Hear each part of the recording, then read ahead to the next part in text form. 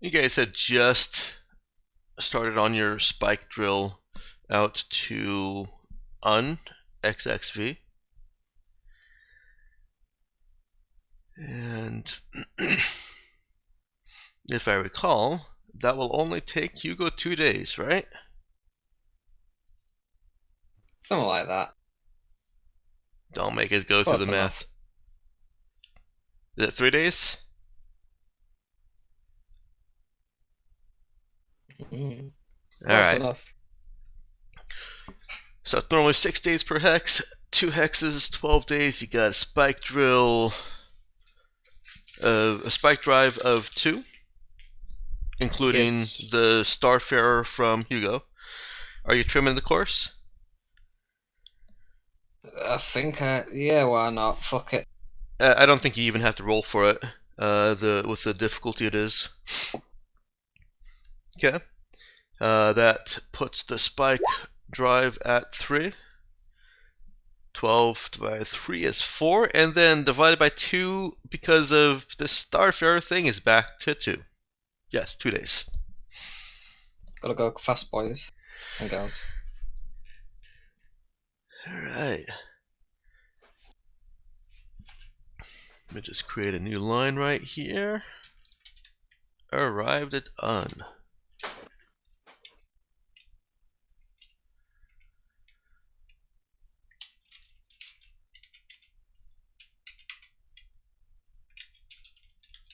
Which doesn't really need to take any time because, if I recall, you guys were planning on jumping straight out from Un, right?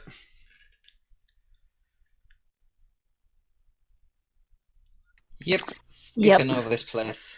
I mean, if we're there, we might want to refuel first. Can we do that?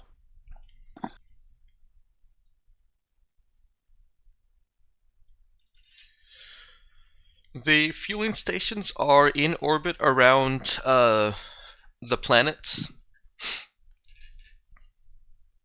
And So- cruiser class ships can't go. Is this the?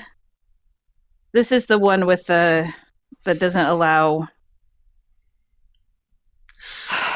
Yeah, With strictly the- with- forbids starships of cruiser class or larger that have more than 2 weapons mounted.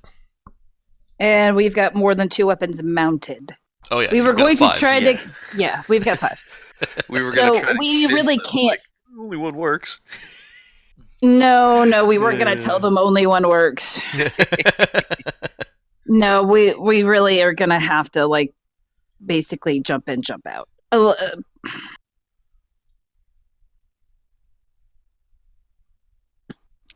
At least if I understand the situation correctly.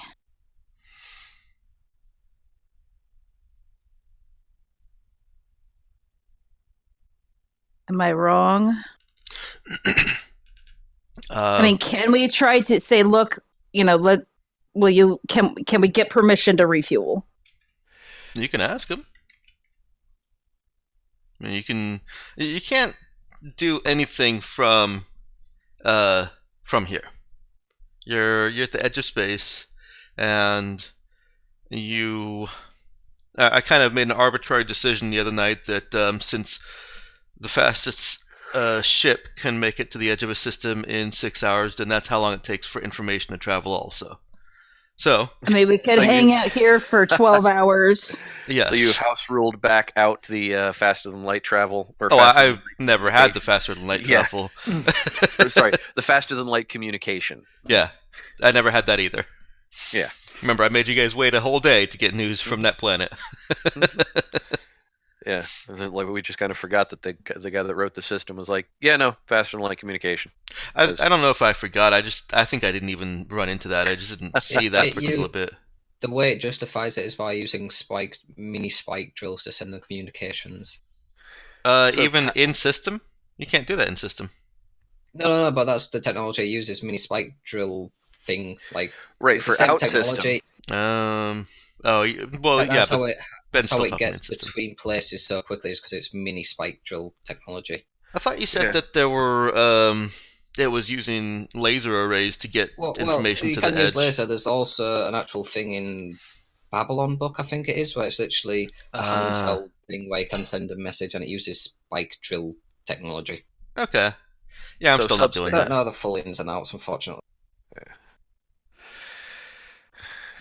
So I mean, we'd have to go into communications range, without the giant delay to ask, hey, can we come in to refuel? And then we'll leave right away. Yeah, so those are your options. You either fly to the planetary region where communication is instantaneous, or Which would probably be bad. right, or you transmit from here, wait for 6 hours for it to get there. They respond. You wait 6 hours for the information to get back to you. Assuming that they send an immediate response. Assuming they send an immediate response. And don't have to deliberate it in Congress or something like that. Or just decide to troll us and not send a response back. Uh-huh. I mean, dude's particular attitude would be, yeah, sure, shit, man, send a message. I don't mind waiting 6 hours. I can certainly occupy myself, but he honestly, I don't think he would even pipe up if this is a discussion that's happening on the bridge. Could we take the cargo lighter, traveling closer,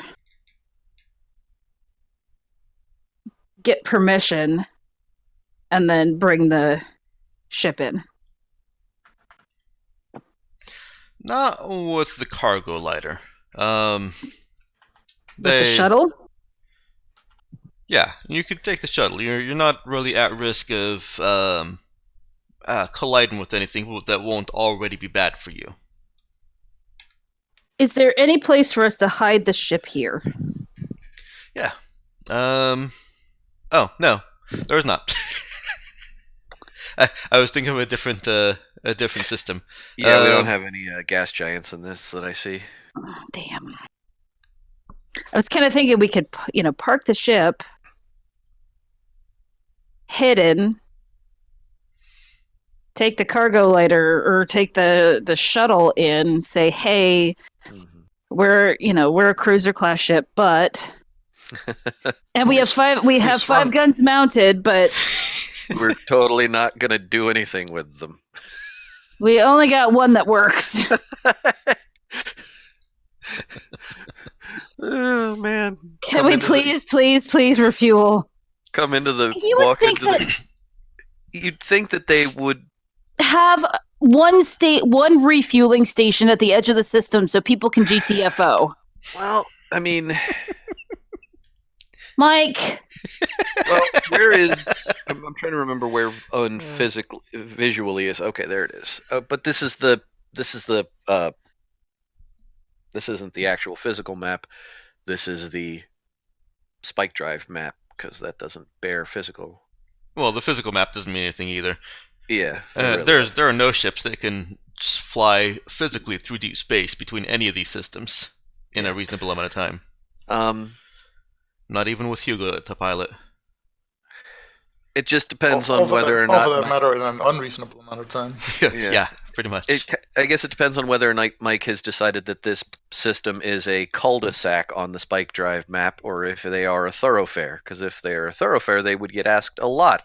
Hey, can we stop here and refuel? If they're a cul-de-sac, you may be surprised to find out that not a lot of ships have more than 2 guns. well, there's that too.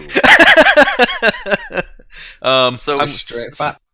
But you would still think that being in the way, there would be one refueling station on the.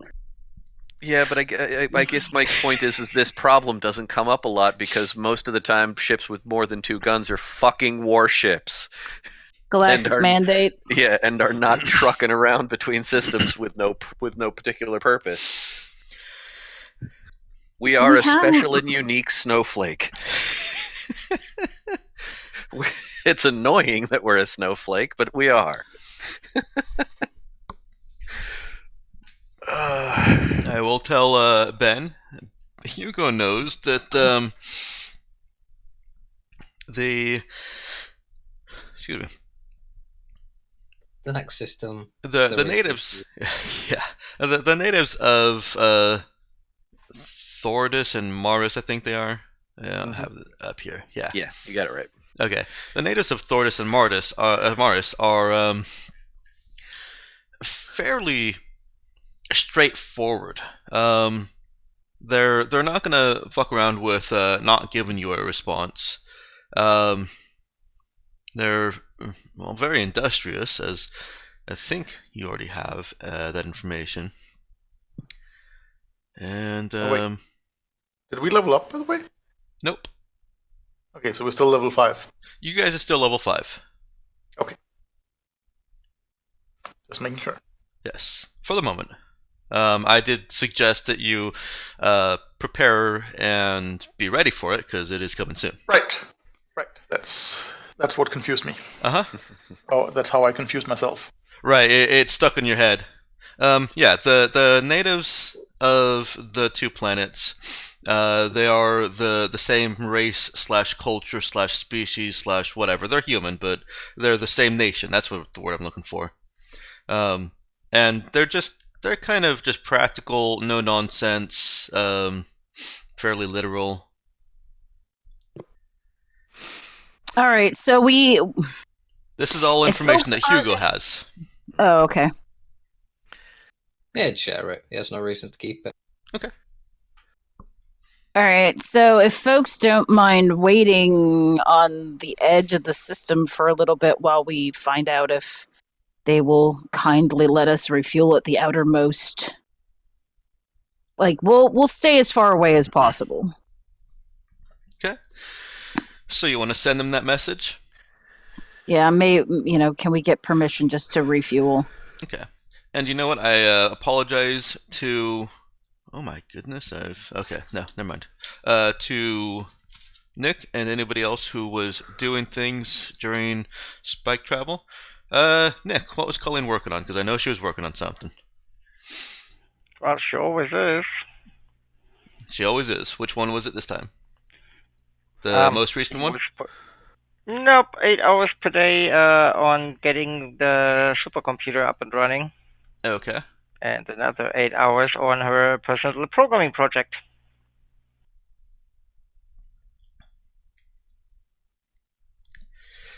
Now, mechanically, I'm only supposed to let you have one progress for each, 1 day of project for each, for any and all projects for each day.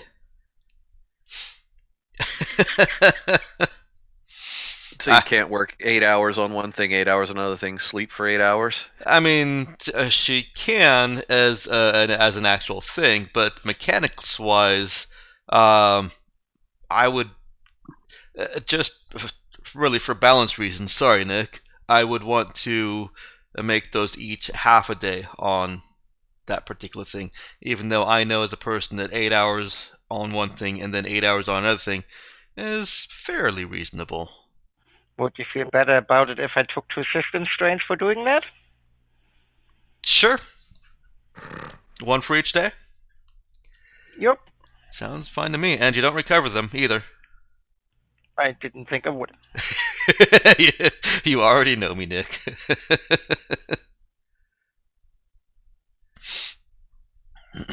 Okay. Supercomputer +2 and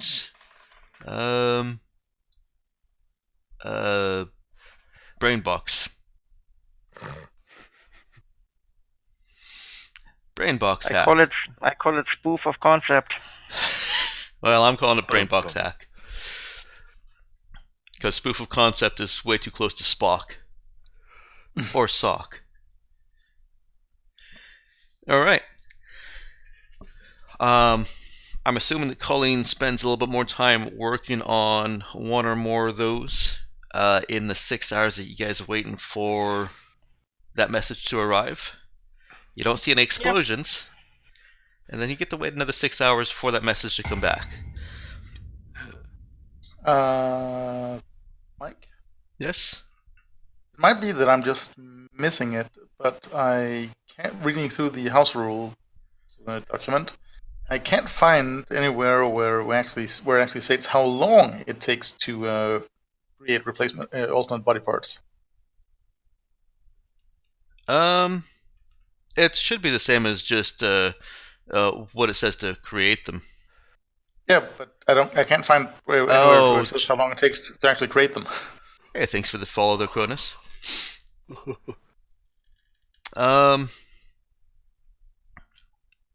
No, I think you're right. That seems like something I may have neglected to put in there.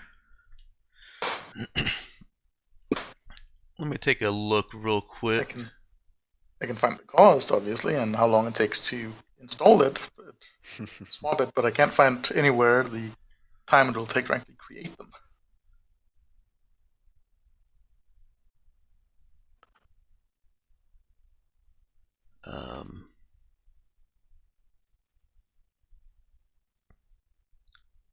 There we go.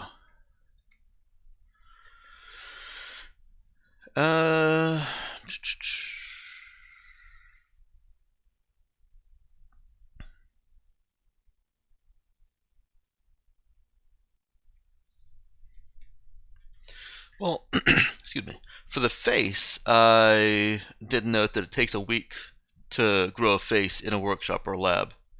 Did I not do that for any of the others? For now, let's just call them all a week. Yes, it's there under face off. Okay, I see it there. Yeah, well, for now, we'll just call them all a week, and I'll address that and see if I want to change it or not, because that is one thing that I forgot in. No, I see under body swap has a week as well. Okay, perfect. That's basically the main issue was I was looking under the general rules for cosmetic routines, because that would seem like the obvious place to put it. It would if it was a week for every single one of them, which it might actually be. And if so, then I can certainly rewrite that. The 1 week is just that's how long it takes to build anything here in the system. Right. So I just went with that. Okay. So for this 12-hour block, which one do you want Cullen to get credit for working on? Supercomputer. Okay. And if you get another 4 hours on there, I'll give you the other one if you want to take a system strain. Yep. You wait half a day, and you do get a response back. You're authorized to approach. Hang on. To approach Thordis, and warned to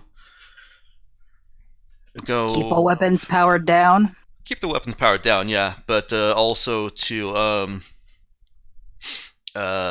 basically do not descend in orbit any further than the station. That's fine with us. Can you work on creating more than one individual part at a time during a week, or is it one at a time project? I don't see why not. Okay.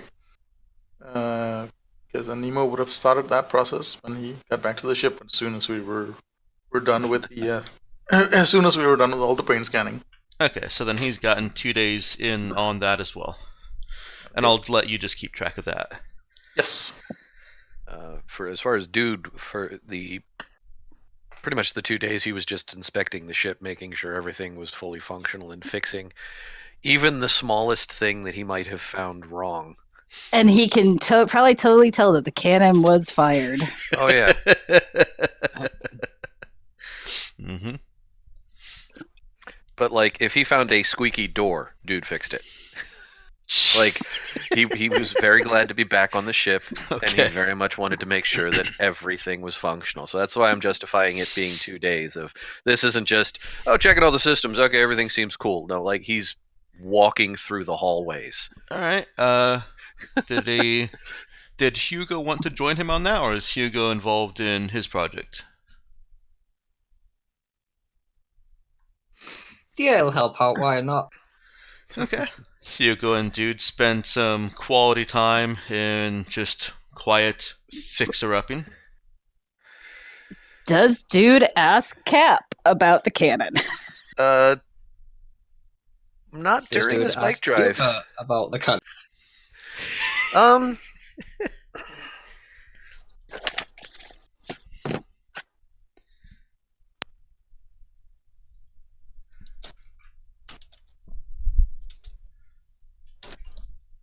Not while they're in transit. He wants to make sure everything's working. He wants to make sure that his ship is,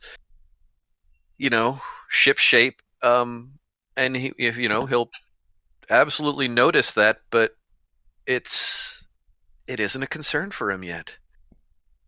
So unless Hugo just starts blurting it out or something, dude's just pretty much any kind of commentary that Hugo hears while this is going on is dude just talking about it, literally exactly what he's fixing at that moment. He's not even starting to talk about what they went through with Little Miss Kidnap on the planet. He's just fixing the ship.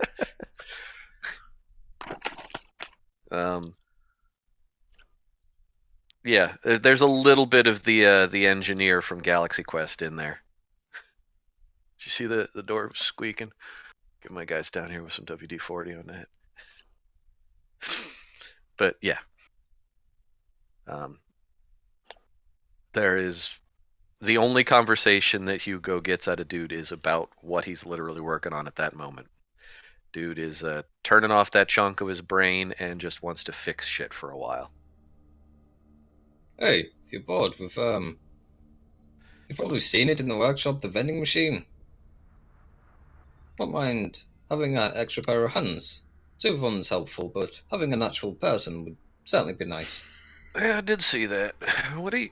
I kind of glanced at it, but I didn't quite see what you were putting in on there. So it's like a slushy machine, pretty much, and then also a vending machine inside as well, like an all-in-one kind of thing. That's pretty neat. Now, I mean, when you say vending machine, are we going to be like buying stuff to put into that thing at different planets, or does it make the shit that it produces? I mean, I'll take both. I've had to buy the slushy stuff for now, Uh-huh. But yeah, I don't know. It depends really. It depends how hard it is to get it to make its own stuff, or whether or not we just put stuff in. Well, out of character, I don't remember from the book. Mike, does this Stars Without Numbers system have a functional equivalent to the matter replicator? No, it doesn't. Okay. That would be pre-tech if it exists.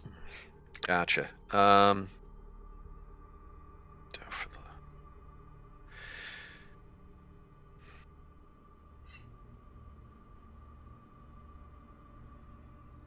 Well, would you be okay with oh, for the love, goddamn, I hate Adobe Reader sometimes.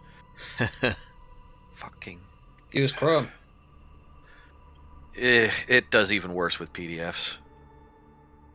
At least as far as I'm concerned.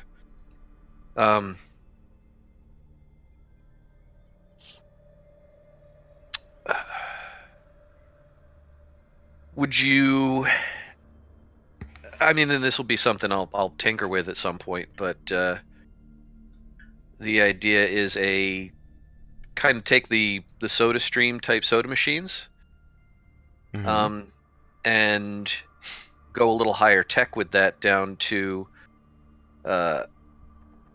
basic chemical components of simplistic style, enough to say produce most any kind of drink. I mean, you're not exactly going to be able to reproduce a 20-year-old scotch, but the base chemical components are there to, as long as we get some sugars and some high, water and whatnot in there, and then start packing it with a couple of chemical components. Maybe have something that could produce a cup of tea, or a mug of beer, or a handful of other things. Dude would be interested to jerry-rig something like that if that was possible in system. I mean, my vac suit vac skin turns piss into water. And makes it I mean, that's just filtration. Yeah, that's filtration. Yeah, yeah. Are you trying to also- turn water into urine? Because I can Maybe do not. that too as a biological process. I'm sure. I turn lots of things into water, or into urine. It's pretty amazing. Yeah. That would extend the build time that Hugo was doing, Mm-hmm. but it's certainly a possibility. Okay. I mean, if they've come around in the ship to that area, and Hugo's asked him about that, dude would certainly pop the front off the thing and just kind of take a look at the slushy mechanism he's got set up for it, and looking at it, I see what you're talking about, man. This is pretty interesting machinery you got in here.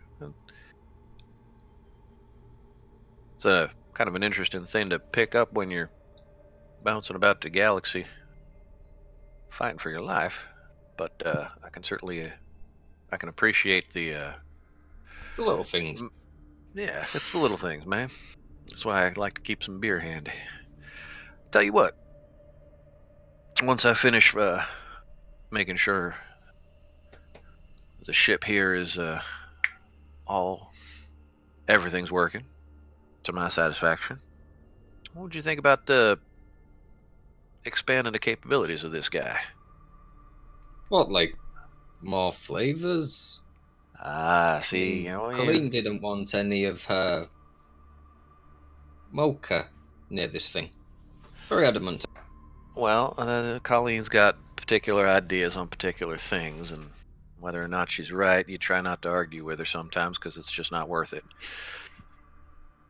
But I'm seeing mechanics in here, and I'm having a thought. How would you like it if, at one point you walk up to this thing and you can get a slushy, or a nice based something or other, but when you're feeling like it, you walk up to this thing and say, you know what? I'm gonna have a cup of coffee, and it'll produce a cup of coffee for you. Or if you're feeling like a cup of tea, or a cup of juice, or something. I feel like it's got enough of the basic mechanics going on in here that I could probably put together a decent chemical synthesis system in there. Once we get the recipes, we just fill it up with raw, food type materials. I think it'd be nice to have something on the ship to just give you whatever you want to drink whenever you want it. I like the idea. Be a little hard to do and be a nice little project as well. Yeah. I've kind of hit kind of an impasse on my guitar design. I've got my basic design going for that, but I can't really think of how I want the baby to look. So she's kind of sitting on the shelf doing nothing. This would be a nice thing to do. Wonder if I could. Well, shit, I don't know enough about liquor. I wonder if you can chemically reproduce post-distillation alcohol.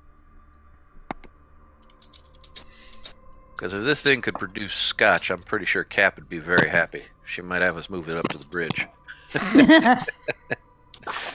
Hey, come on, she's not that much of an alcoholic. No, but considering what goes on the bridge, a good scotch on short notice is... What makes you think that she doesn't have a bottle in the cabinet next to her chair? Like emergency pants, you have emergency scotch. Yep. I will be back shortly. Okay. Yeah. Sounds like it could be. Yeah. Well, you know what? Come on with me. We'll finish checking out the ship. Maybe I'll spend a little less time on every door squeak and we'll see what we can come pull out on this thing. If nothing else, it'll be a better slushy machine. Yeah, I like it. Let's go for it. Right on.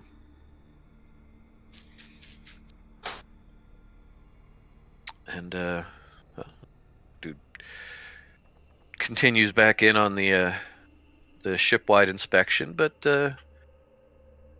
yeah, slightly less comprehensive. He's not checking every screw on every door.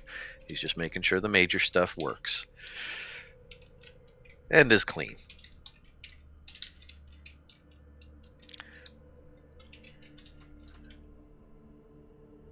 Let me just. But he is still going to some point work on the or ask about the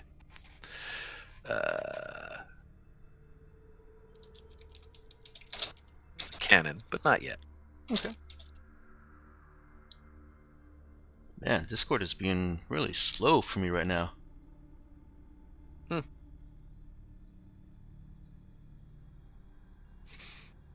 Like it's trying to search for something, but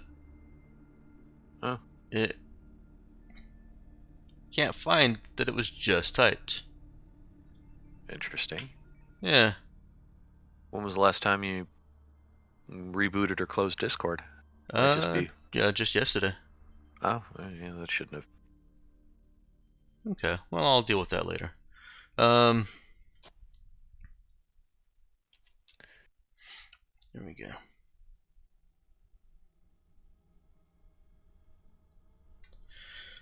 Yes. Sorry, what was asked of me? I was just saying that dude finishes the inspection of the ship. Just he's moving through it quicker. You know, he's not being quite as comprehensive, but yeah, that was it. Okay. So he only spends one day on it, and then spends a day working on the vending machine with Dude and with Hugo and Tuban. Yeah, I'd say so. Okay. The first day of the vending machine's functional, right? No. Okay. It's about half built. Oh, okay. So if nothing else, before starting in on making it do anything outside of its original spec, he'd make sure it's up and running. So yeah. Well, the modifications that you're planning to make to it don't require the original build to be working. In fact, it would kind of gut most of the original. You're taking a TL3 vending machine, which is what we have now when we go to Burger King, and making it TL4. That's true. Well, I mean, as long as he can picture where he's going with it in his head, he'd start in on the modifications. Okay. All right. Hugo helps him with that, and so does Tuvan. Second one wasn't the question. The first one was. Yeah, Hugo's making sure his vending machine gets sorted. Okay. All right. After some time, Hugo is needed to fly the ship to Thordis. Mm-hmm. Is he trimming the course, or is he going normal speed? Trim the course, why not? Okay. It's not like they can. Well, trimming the course is a special thing that technically does look different than simply having a faster engine, but it's not like. It's not threatening, I wouldn't say. So 48 hours down to 16. You guys arrive at the gas station. Is Colleen taking that extra system strain and working on the other project? I believe she would. Okay. She is getting very tired. That's okay. She's also been having that headache. She has. Let's see. You've actually only got 3 days left on the implant sickness. Woohoo! 3 days at the rise of the machines. I mean, sure.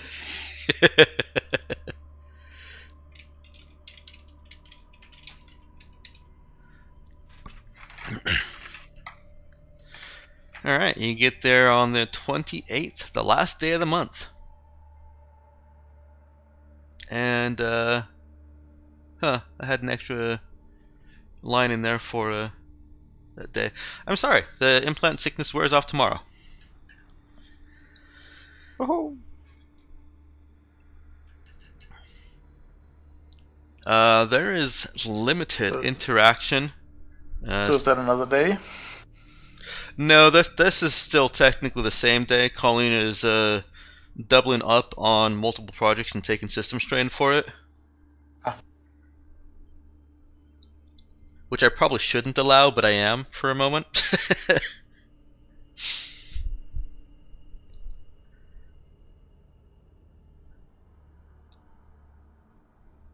Yeah. It is a pretty good mechanical trade-off. Anyways. There's little interaction when you get to the refueling station. You are authorized, and you're charged, and you refuel, and are asked to leave. And so we leave. Okay. Get your shit and go. Politely and without causing a scene. Yeah, and they actually are, while not like polite, there's no They're tolerant. It's not even they're tolerant. It's just business at this point. There's nobody's trying to make you feel bad for bringing your weapons to the party. Yeah, business-like. It's get your shit, go. Brisk and efficient. Brisk and efficient, yes. All right. And that's fine. We will get our stuff and go. Another 16 hours gives you another day. And now this is a new day, Mel.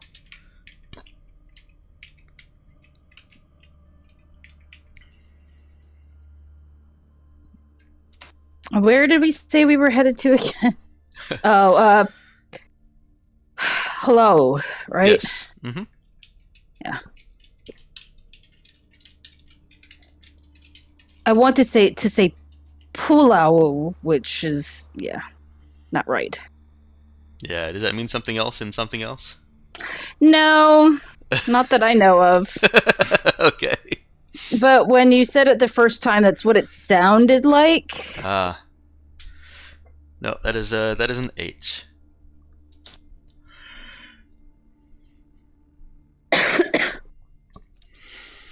So I was looking for something with a P, but there's no P. Nope. In the name.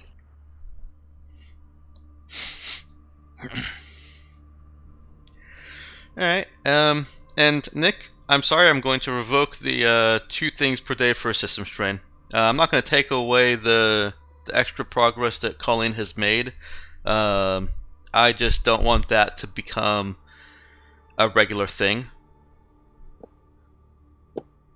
That's fine. Not necessarily just for you, but I started thinking about, well, then Nemo could use it to learn 2 languages in a day, and dude could work on the vending machine and on the ship in a day, and it snowballs out of control for my liking. It's a little snowball, and it's only a little bit out of control, but we'll just stick to 1 thing per day. That's always where it starts. Yeah.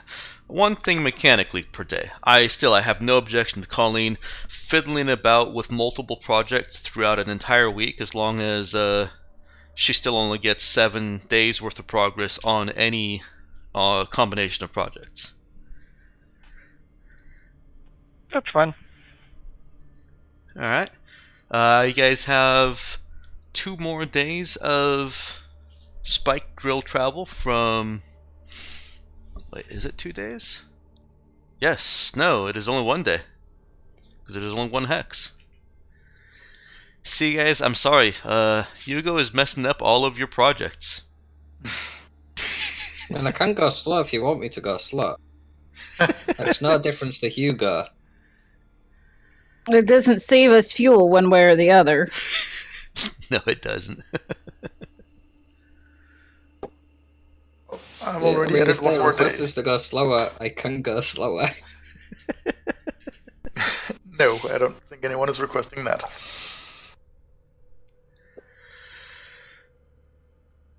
Well, the people working on projects might. Cap doesn't care. I mean, theoretically, the people working on projects can just stay on the ship when, you reach planets and stuff. Yeah, if the project's important enough, cool. If it's not important. At least that's dude's attitude. You can also hire scientists or save scientists who'll work on the project in your absence. Yeah, that'll be the day. Also, I'm now going to refer to that as his duditude. Great. Just what we needed. Could be worse. Yes, it could be. Alright, you arrive at Holau. From the edge of the system, you see the planet in the distance, the sun surrounding it. Let me actually give you a...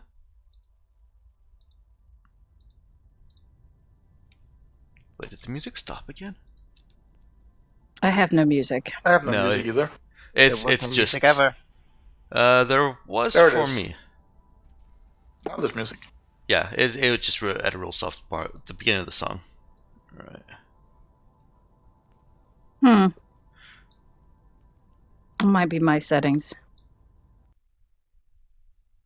I mean, I'm I see changing that it everything says on that you. it's playing. Now there's music. Yeah, and this There is we go. going to be loud because it hasn't been played before.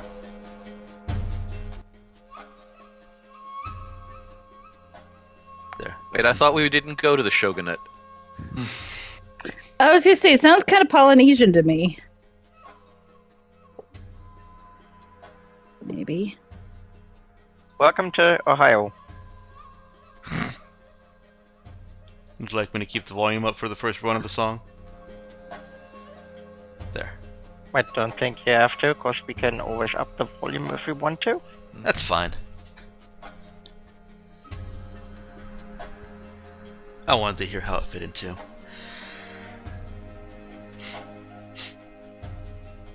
You,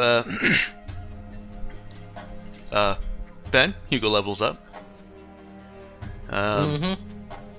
And you see, as you finish climbing down from metaspace, there's a cloud of interferent gases, formerly known as the Ponce-Turner cloud, that just seems to stretch into the system from the outside.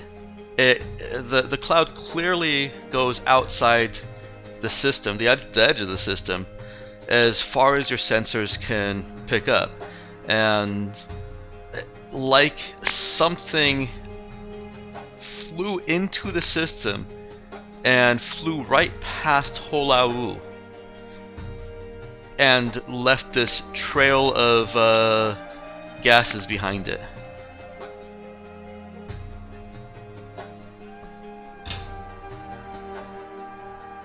Trail of stardust. Yes.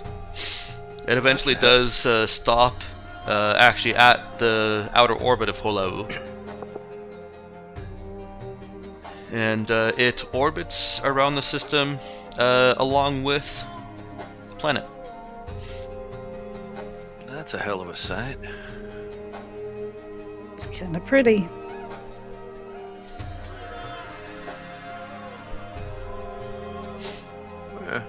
I'd also like to think at some point Colleen changed the transponder ID. Would you like to? Oh yeah. What are you changing the transponder ID to? The Tabula. The what?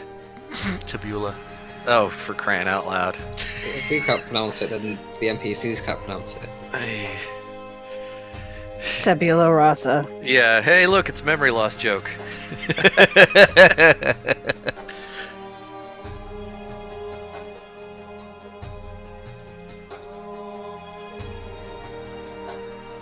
Is Colleen informing anybody of this? She'd have to be on the bridge to do it. Yeah, I would hope she'd tell the cap. That one she does have to be on the bridge to do.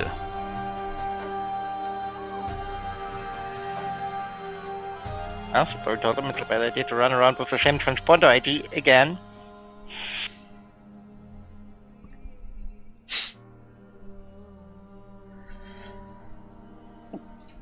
Yeah, so Cap has Colleen changes. She's fine with her changing it. Okay. I just want to make sure that the people who are in communication with various, orbital Entities? control know what the ship's name is. It would be far more using if they didn't. Only Hi, I'm for Captain you. of the... Wait a moment. Hang on, I had it a second ago. Not that one. No, we used that one yesterday. Yeah, it is. Hi, I'm the captain of the TBD. Alright, go ahead and roll her transponder change. Can I even fail without the headache at this point? I believe so. You're trying to hit a DC 8. Can I even fail that? You don't have a headache now, do you? You could Because fail a it's 6 with a headache, then you can fail an 8 without the headache. I like to think I can't. I didn't think she had the headache now, seeing as it's been a day in transit. She doesn't, No. That's what I'm saying. but the That's what I'm difficulty saying. has gone up by 2 and the headache was only a -1. So if she could fail a 6 with a headache, then she can still fail an 8 without the headache. I don't think so. She did not, but it's still possible.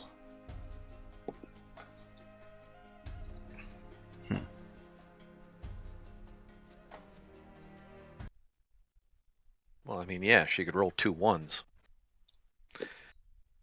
Oh my. I could set these playlists to simul-play so that it plays all the tracks at once. Yeah, they added a bunch of stuff to the music stuff. You can also you can now play multiple tracks at the same time. You always could do that. I don't know if it was a Well, glitch. Also, why would you want to? If you've Well. got some very low-key, like jungle sounds layered over some drum sounds, if those are all separate tracks. I was doing that yesterday with playing village noises and then village music. Yeah. Okay. So yes, Colleen doesn't fail, but she could. If she wanted to. You're at the edge of this system as the Tabula.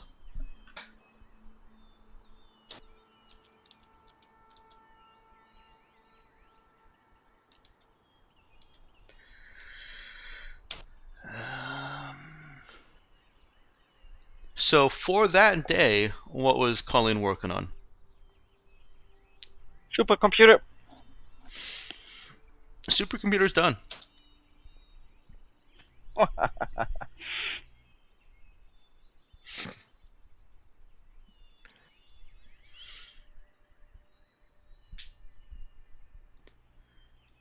Then she spent some time to relax and play around with some drones. Okay. I'm assuming you guys start flying towards the planet, because otherwise coming here was kind of pointless. No, we're just gonna stay where we're at. Okay. All right. I'm kidding. I'm kidding. Vacation. You could play a cruel joke on your DM and say, no, we're going to go to this different planet now. Mm-hmm. Well, we're gonna find a refueling station before we get too close. Like, I assume there's one close to the planet, but I don't think I So even... we're going to Ohio. Yeah. I did not write one being in this system either, but There has to be. There have to be multiple refueling stations here. They are all in orbit around the planet, however. All right, so we'll go find one. Okay. We're gonna refuel first. Okay. I want before we do anything else. All right. Trimming the course again, Hugo? Yeah, why not? I should have actually asked for a roll the last time you trimmed the course in system, so let's go ahead and get that roll.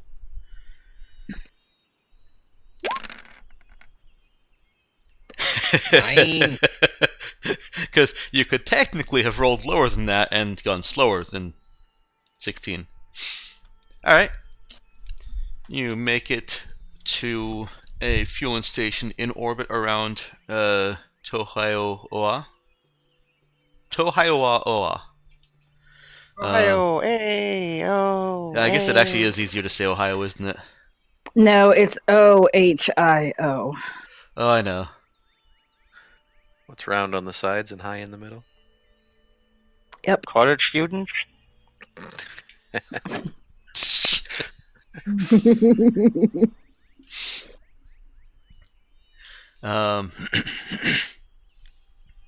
Yeah, you are blasted. Not necessarily blasted, but you receive the broadcast looped over and over again, telling you that psychics are forbidden. It is an old broadcast loop, and it doesn't care if you've heard it 100 times already. It scratches at your comms until you turn it off. Actually, can Colleen just filter that out? Technically, yes, you just press a button. It doesn't even have to be anything programming wise. It is just one of those things that, there's a broadcast, you listen to it, and then you listen to it again, and then you stop listening to it.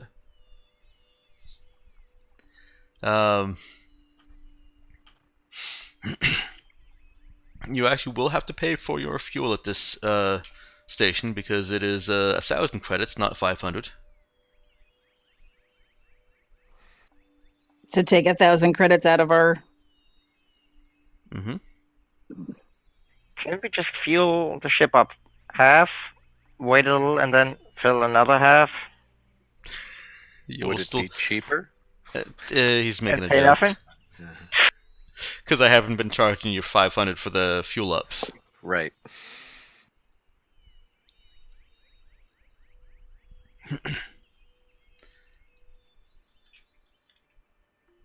Let's see, that puts you So, on the second. welcome.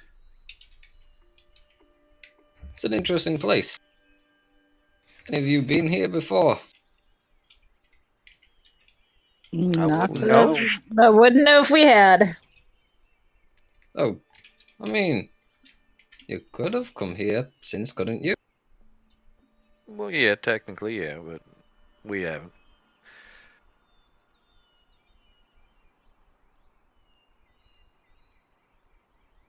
Hmm. Well, What are they time to doing? find out where the cool kids are hanging out. Yeah, well, it's Well, nice by to know cool they got kids, you mean a real problem with psychics. They definitely want everybody to know. Well, if you're after cool kids, do you mean the mercs, or are you after other people? No, some very specific mercenaries. Okay.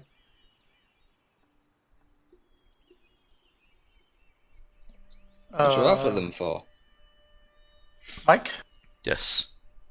there's something I'm a little unclear on, and it might be that I've forgotten. I've cleared it up, but I'm just trying to read over the Can you change. hold on until Yeah, sure. Actually, I'll just type it to you. Okay, cool.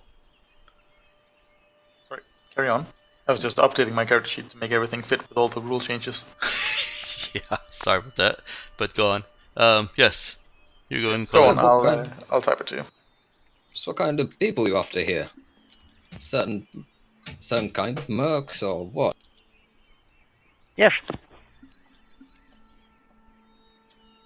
After the investigative type, the shooting type. What kind? This They strip do a our little bit of everything.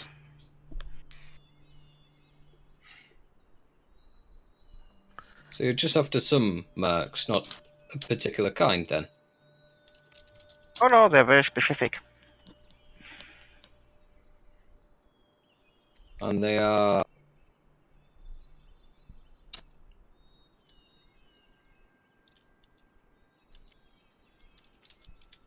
The Kid, Silence? I Interesting was name, gonna that. say, Kid, I think he's trying to find out what you're looking for so he can help you look.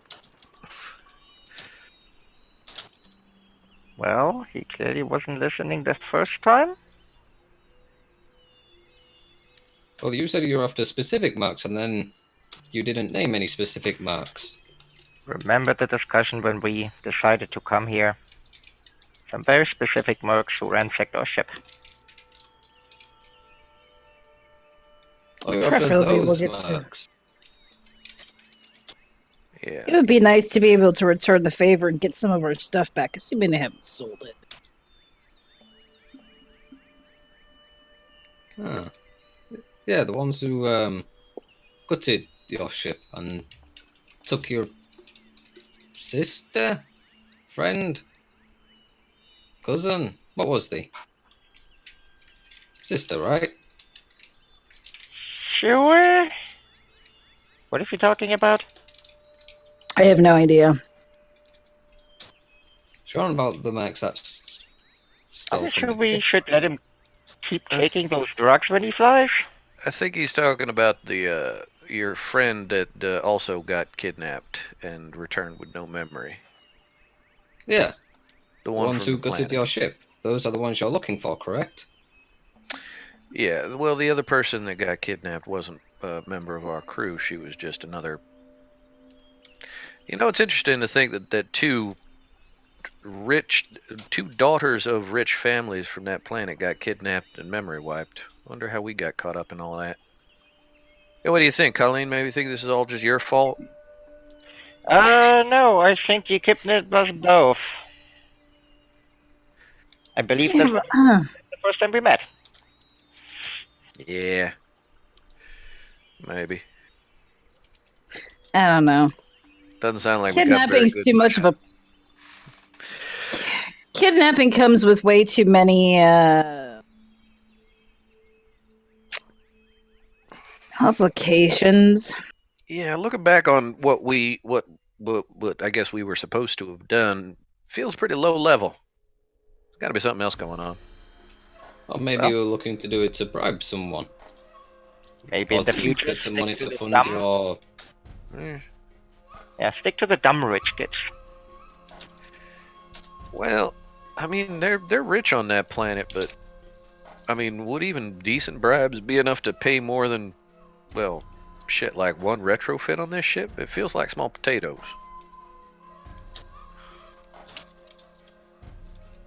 I don't know. Well, maybe it's just a question of scale. Seeing how Zoe got us the computer after just a call with her pocket money. Mm-hmm.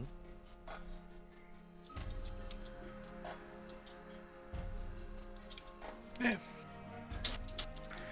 Well,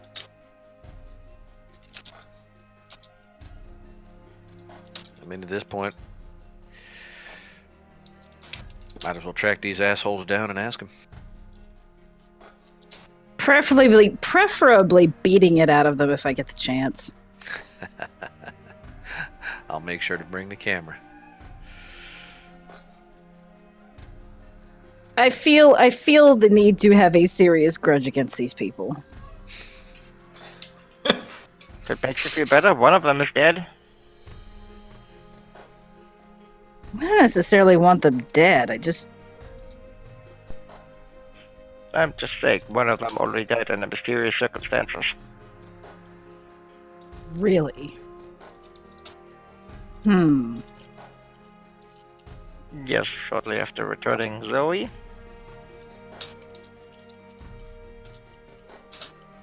So somebody got some revenge. That or was just a weird bar fight. I don't know. Didn't have the time to look into it.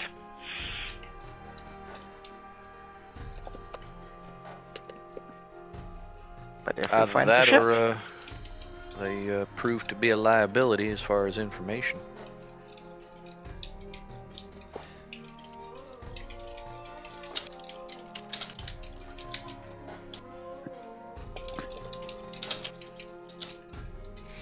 Well, we certainly got plenty of questions for these guys. As long as they're still here.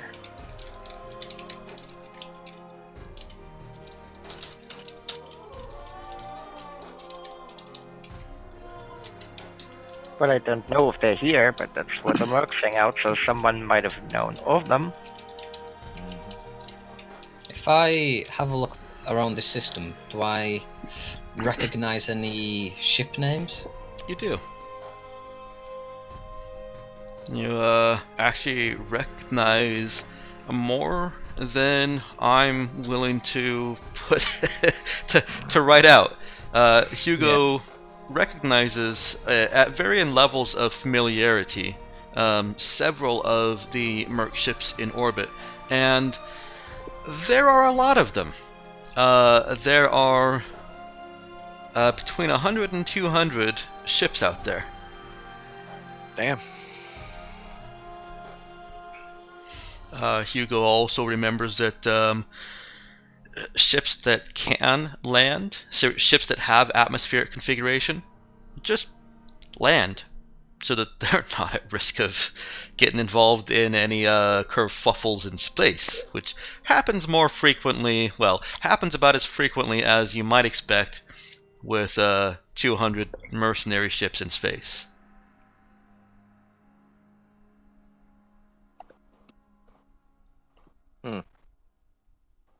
Hugo also knows that there's no actual landing pad or anything. You just Land.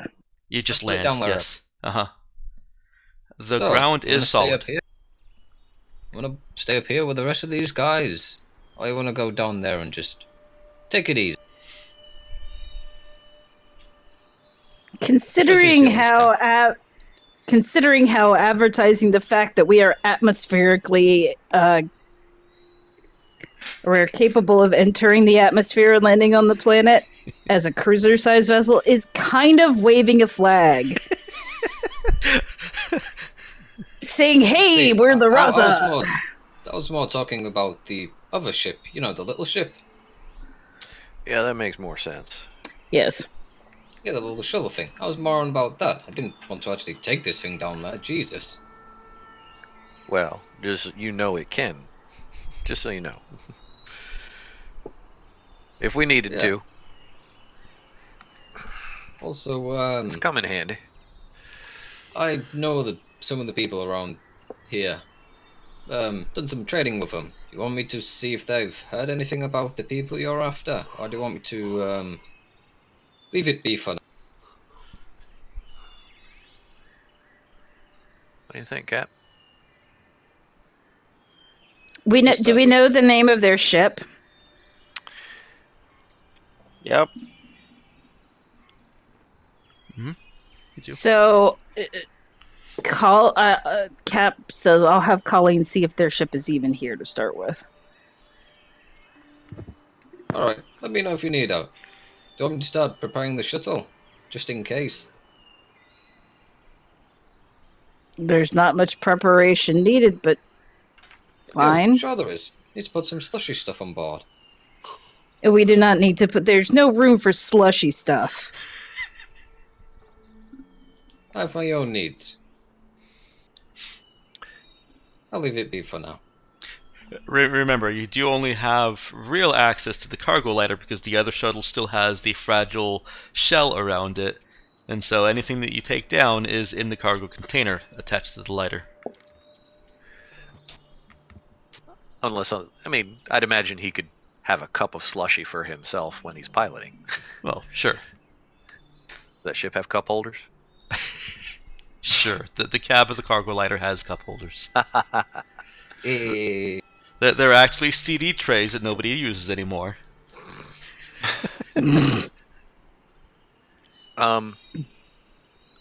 If at some point, if that's the case, then dude's going to be modifying that shit. Because if they're going to be cup holders, they're going to be useful.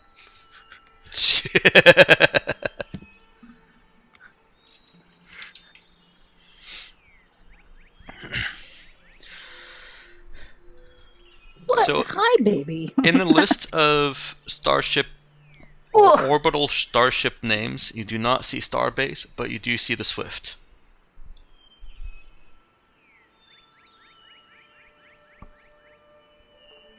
And does the Swift harbor people that we don't like, or is it just we know who they are? No, that's the mystery that vexes us. Well, Colleen. You know who some of them are. That's the ship that Luigi is from. Where's the ship that Mario is from? You haven't found it Also yet. the Swift. That's the real mystery. Uh-huh. Oh.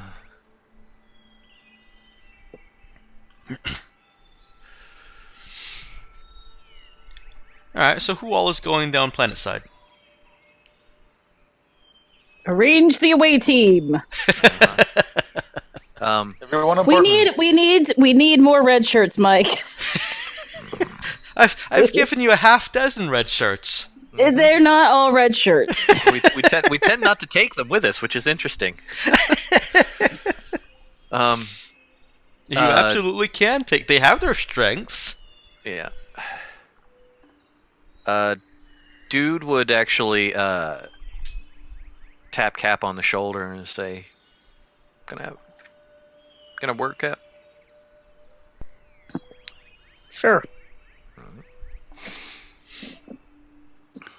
I'm assuming you guys are. Go back to her office or something. Yeah. I was gonna say, does Cap have like a ready room off of the bridge? Is there a?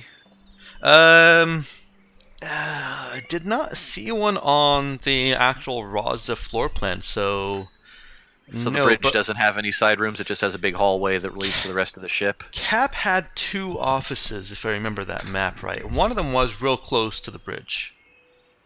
So go with that. Hmm.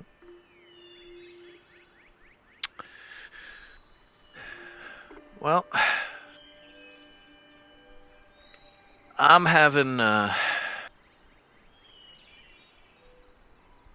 Wait, hang on. Dude has full systems access, right? Yep. Um. 1 second, I've got to stop the cat destroys. Yeah. Well, let me answer the question then while she's stopping the cat from destroying stuff. Looking at the plan for the Raza, there's the bridge, and then you go back into the computer room, and you can take a ladder up into the conference room, which is where you guys tend to have your conferences, and looks like straight down from the bridge is more of a secret planning room, looks like. And that has to be Cap's office.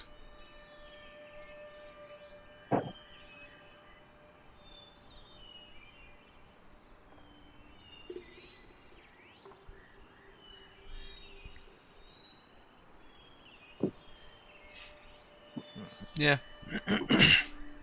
That works. Hey, heads up, Tuvon. Just to let you know, we'll be heading to planet. I'll see if I can put a wording for you to come with us. Or do you want to stay up here?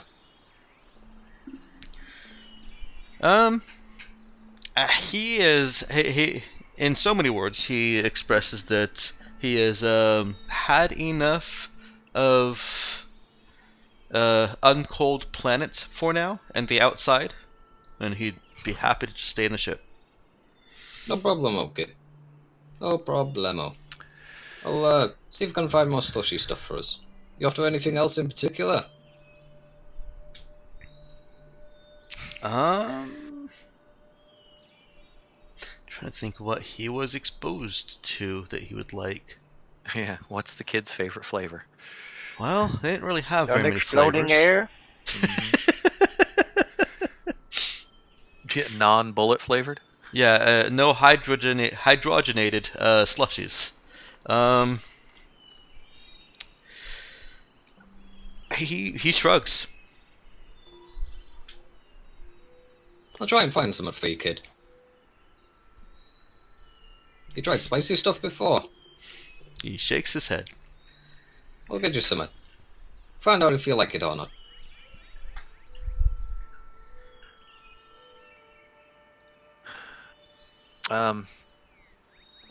Once they get into whatever little office, dude will head over to whatever the system panel is, and there should be a way to turn off the monitoring system in the room. Oh yeah. All right.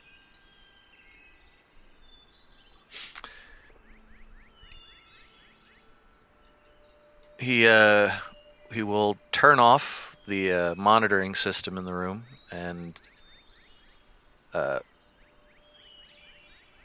we'll try to set a little alert for if it gets turned back on.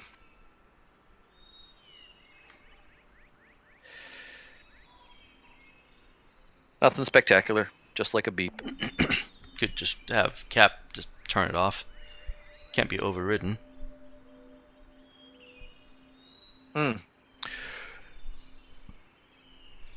Yeah, actually, he would ask her. Well, now that I'm thinking of it, Captain, you probably have the best access. You okay turning off the monitor in here?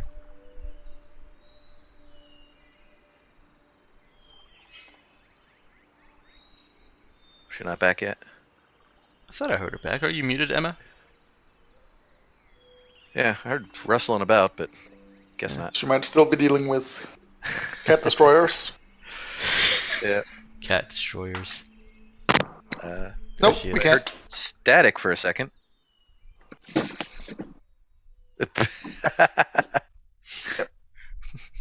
Are we hearing an epic struggle between woman and cat? I think it's a struggle so. between woman and headset we're hearing now. Oh. Can you hear me now? Yes. Good. See? I'm glad you were victorious. Over both cat and headset. Yes. I wouldn't count me being victorious over the cats yet. They are desperately trying to get into Nick's tower box. It was just Boom at first, but now it's both of them. Well, over headset at least then. And he is about to, yeah. Now he's after Cable's Boom. Nick, come get your cat. Yes. Let's Emma roleplay while you get your cat. Alright. Dude and Cap. Yeah. So, yeah, you mind turning off the monitor in here just for a minute? Sure. Just turn it off.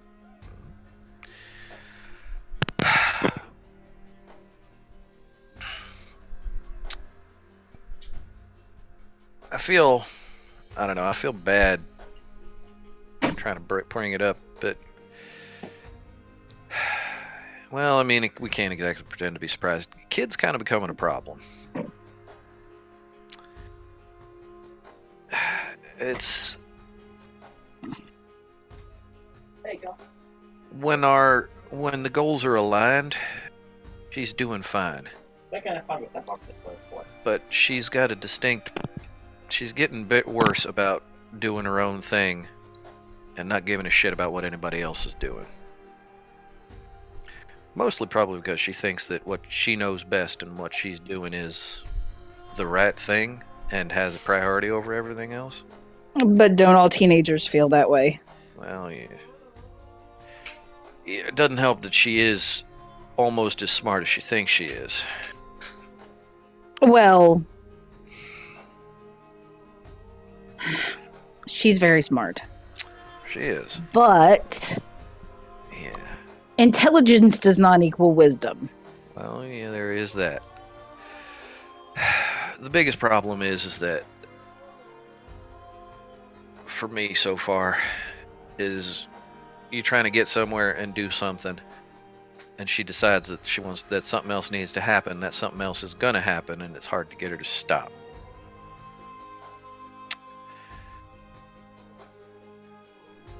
Just for now, I'd like to make the problem is if I tell you that I'd like her to stay on the ship while we go down and talk to these people or find these people, I'm gonna have a real hard time keeping her from doing something with the ship if she decides that something needs to happen.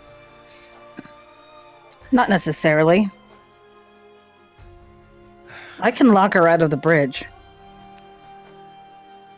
Oh, man, but that's like waving the hell is it? A red flag at a bull. That's the way I feel about it. She ain't gonna take no. Unless you can get her to agree. Because I tried talking to her, and the best I could get was a grudging compromise with an absolute out on her end. Because I was trying to get her to keep the monitor on her, and I could not get her to agree to always leave it on. She was like, no, I'll do it when I want to, and then I'll turn it off when I don't. And I couldn't get her to understand that sort of defeats the whole point of the fucking thing. Well, here's the other thing, is I can also threaten to dump her on the next planet. And leave her and her shenanigans behind. Yeah. I don't particularly want to do that. No, I don't want to do it either, but I don't know that she would consider that much of a real big problem. I think she feels like she can manage on her own, and that we're the ones dragging her down. Or holding her back. It's because she's a very intelligent teenager who lacks a lot of wisdom. Mm-hmm. And I don't doubt that she could probably manage on her own for a while, but I feel like she'd end up getting herself in more trouble than she could handle. She's already almost gotten herself into more trouble than she can handle. She just thinks she could. Mm-hmm. But if we let her fail, then she could very well wind up dead. And that's what I want to avoid. I like the kid. I like her a lot. Even though she drives us crazy. Mm-hmm.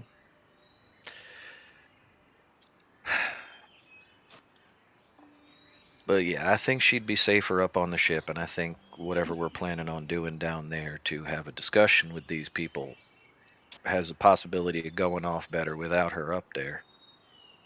Or down there. She's good in the fight, and she's damn useful when we need computer stuff. Just have a talk with her, Cap. See if you can get her to agree to some ground rules. Because I couldn't get her to agree to a goddamn thing. Well, she's already pissed at me because I told you all where she was. Yep. Well, maybe you could have a conversation about that. And well, we did. We've come to a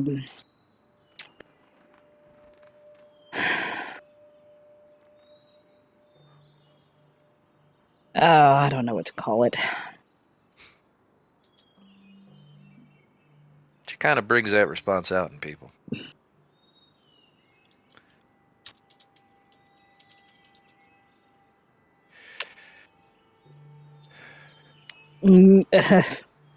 Yeah.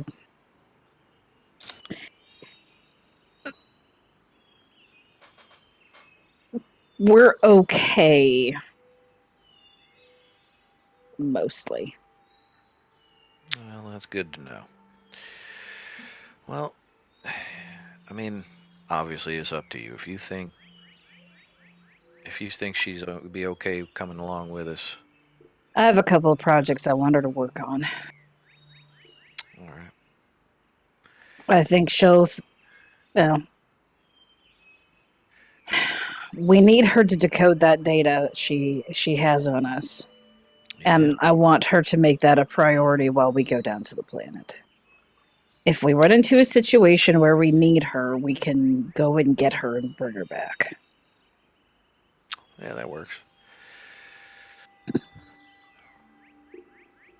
Maybe you can get her to at least leave her monitoring beacon on for you specifically at all times.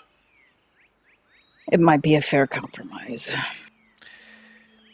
You know, you are the cap. You got to know where your crew is at all times. It's true. I'll do what I can. Well, that's all anybody can do. I just figured I'd let you know what I was running up against when we were down there. I'm sure you were probably very frustrated. Funny thing is, I feel like, you know, he might not.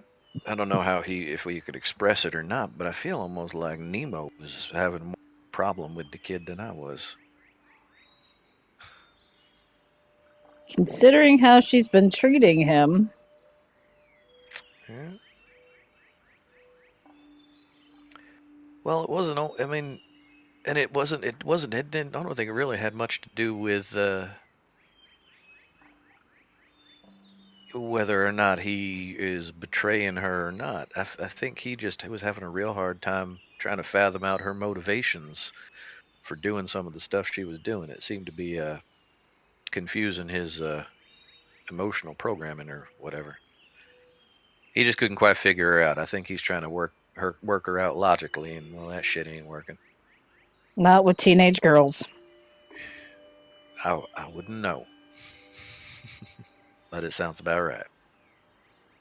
No, if any of the television that if any of the old shows that I've watched are any indication of she's very, in some ways, very typical. The downside is that she's basically, a hormone-driven teenager who's very intelligent. Yeah, see, that's the big problem. She's got the skills to back up some of her bullshit. Yes. All right. Well, thanks, Cap. And we'll get back down, head down to the bay and do some packing up on the cargo ladder. Get us ready to go. You gonna bring all your guns? Quite a lot of them, yes. Right on. All right. And dude heads down to the cargo bay to do what little packing work needs to happen on the cargo ladder for the team.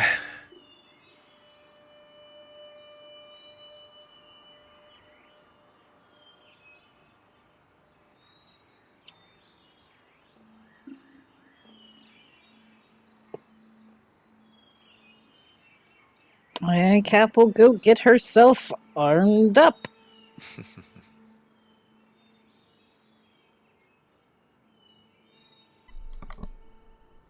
That was an interesting sound. Oh, you heard that too? Yeah, there was something outside of our apartment that just made this weird. It was like an elephant. Yeah, like maybe the circus is in town. Yeah, or a bad Wookiee impersonation. Maybe it was an elephant doing a bad Wookiee impersonation. I wouldn't open the door either way for a while. Yeah, that's probably a good bet. Yeah. Okay. Yes, Cap gets her guns. For some odd reason, there are no restrictions about personal arms on this planet. Imagine that. Yeah. I'm wearing my not surprised face.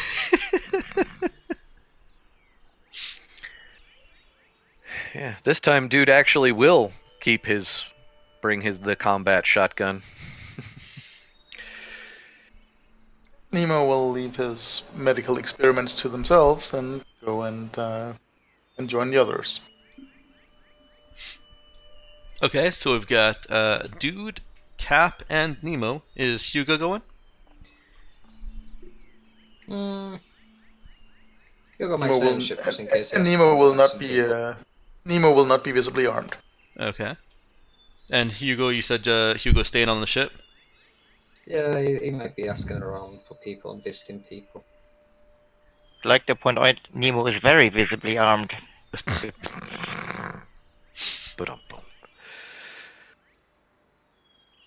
Cap will also go and talk to Colleen and ask her if she can stay on the ask her to please stay on the ship and keep working on the data. He's keeping it behind his back. Would you say he has shouldered his arms?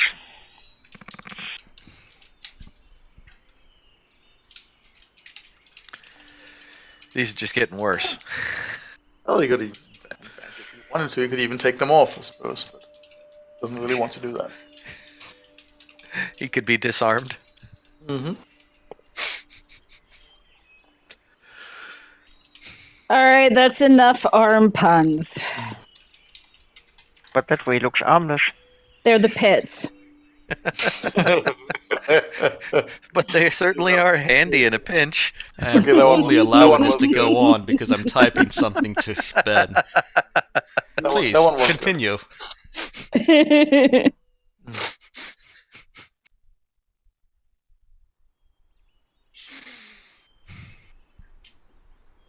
What were you saying, Mel? No one was? No, I just said that one from Emma was actually good. Well, thank you. Yeah. And of course, when we're done with Nemo, we can pack him up and send him to join the army. But he's not Swiss. Swiss Army Nemo.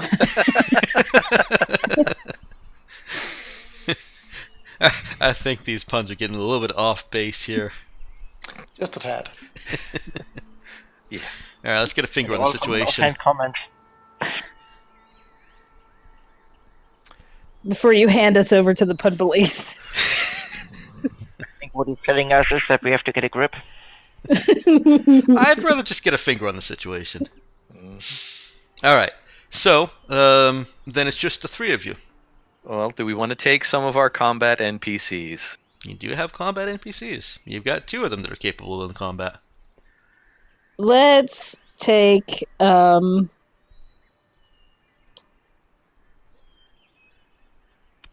if the ship gets Eileen. boarded?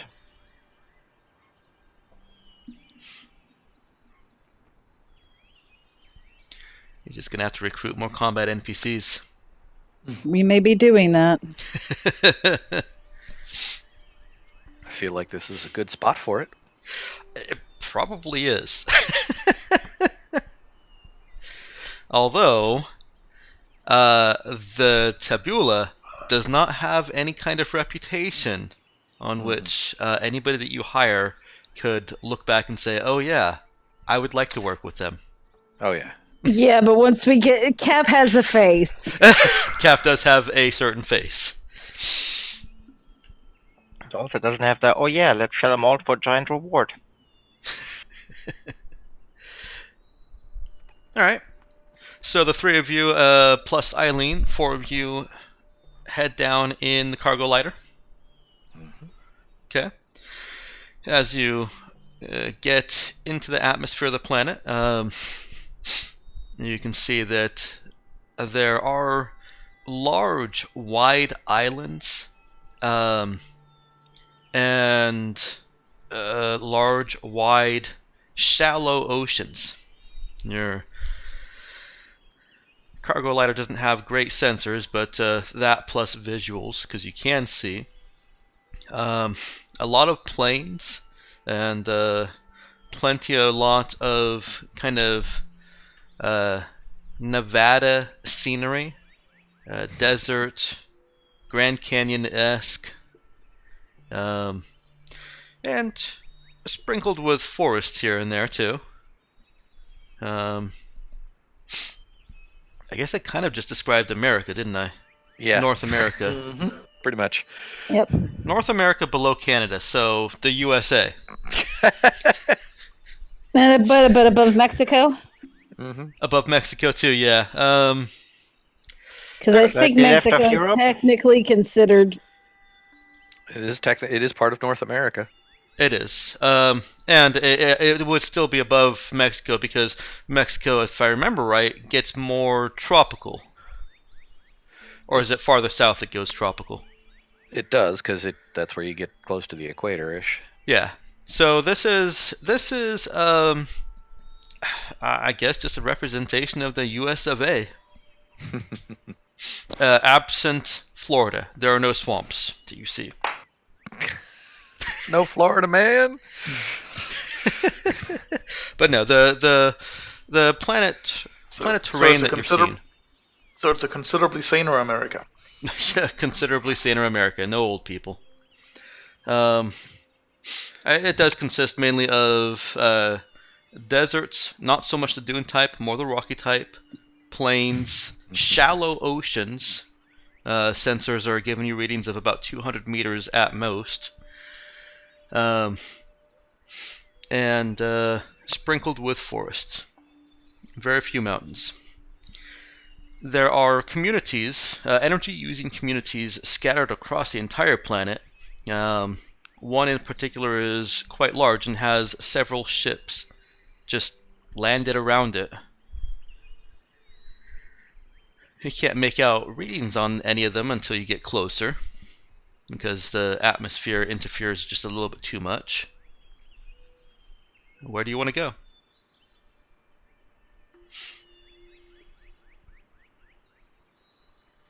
Towards a population center?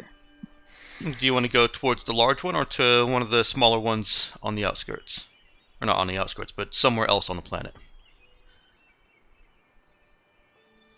You mean we can't land in the suburbs? You could. There are, like I said, there are smaller energy using communities dotting the entire planet. There's one that is clearly a large hub. Yeah, we might as well go to the large hub. Okay.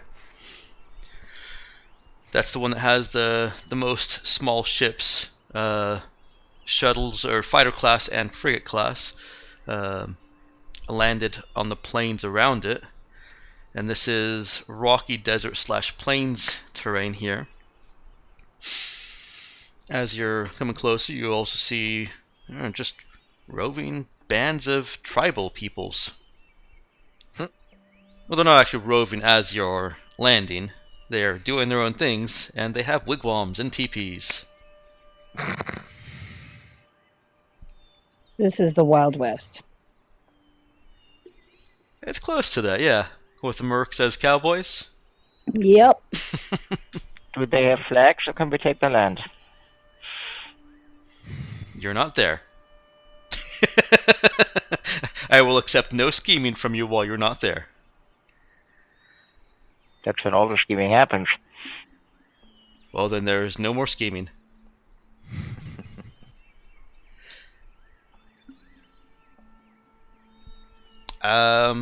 There's no air control or air traffic control.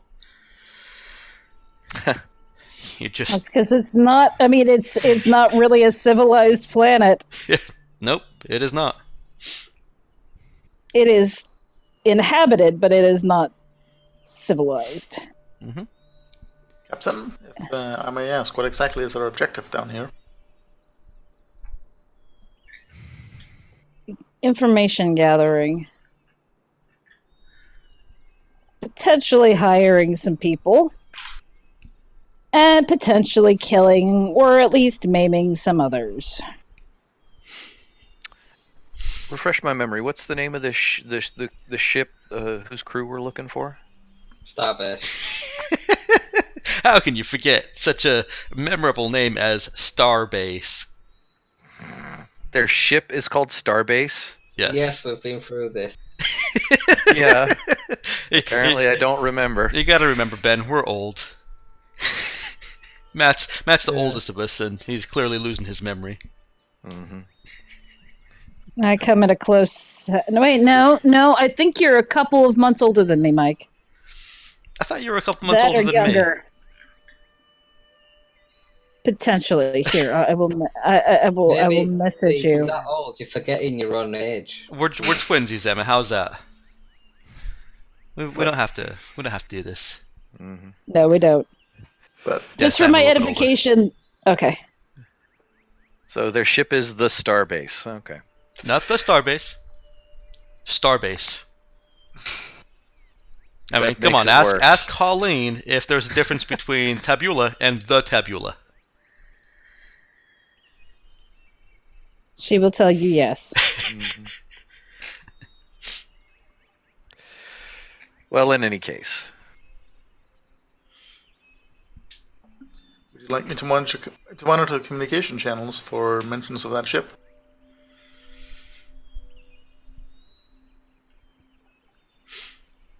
Yes, please.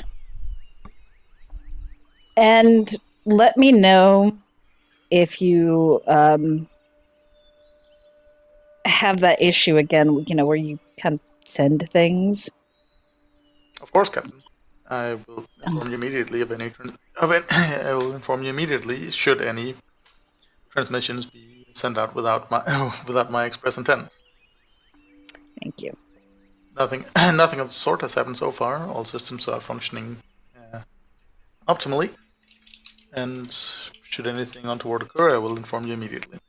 So I am pleased to know that I'm pleased to see that you still consider me trustworthy enough to participate in this mission.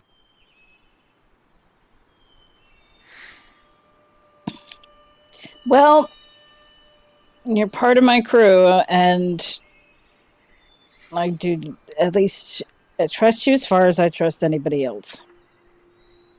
Pretty much. Yeah, man. It's not like you can. Well, shit, man. Nobody can really control what goes on in their own brain, but it's got weird bullshit triggers of stuff. Yours is just a little more trackable. Annoying. Well, I mean, at least if his brain does something that he doesn't want it to do, we can trace it and figure out why it happened. Like if I decide to go batshit insane, you won't know until I do. Technically, it's not something. It's not something in. It's not something my brain is. It is something a foreign object inside my brain doing. There is an important distinction. Yeah, that's true. See, man, it makes it even less your fault.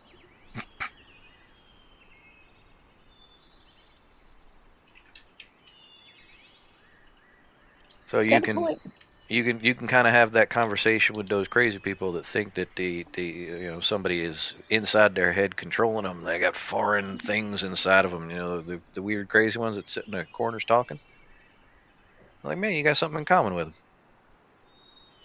See, that brings you down. It brings you even more into the human uh, uh, experience. Think of it like that.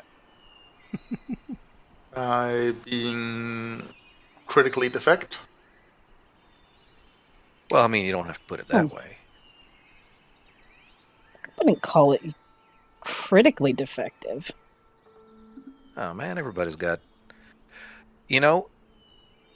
Part of being what the hell we are, human beings, is managing and dealing with your own bullshit. Being incapable of perceiving reality as it is seems to be a critical defect to me. Well, maybe you are just better than us. But at least it doesn't seem like you think it, so that's cool. I have no basis. I have no data on which to base such a claim. See, you're already a lot nicer than most people. There are obviously certain fields of which where my capacities do exceed yours. For instance, I can survive in a vacuum for a considerable longer period of time. But Yeah. I have no basis for ranking these qualities on an internally consistent. Yeah. Anyway, Yes. keep an eye on the transmissions and I am currently monitoring all mentions of Starbase and the Jade Curse. Seemed like an interesting phenomenon. Okay. So how are we going in, Cap? Are we gonna go in as professionals? Are we gonna try and pretend to be like crazy people?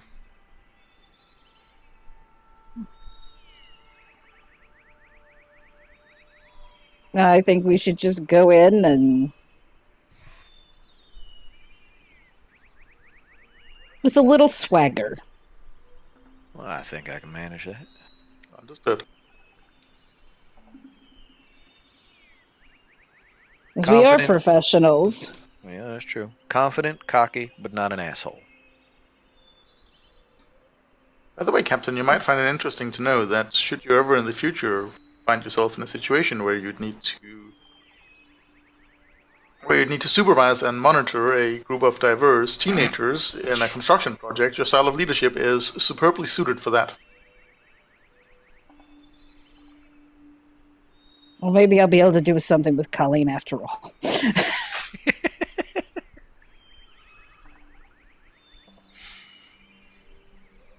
You're going to have to tell me how you figured that out, but not right now. As you wish, Captain.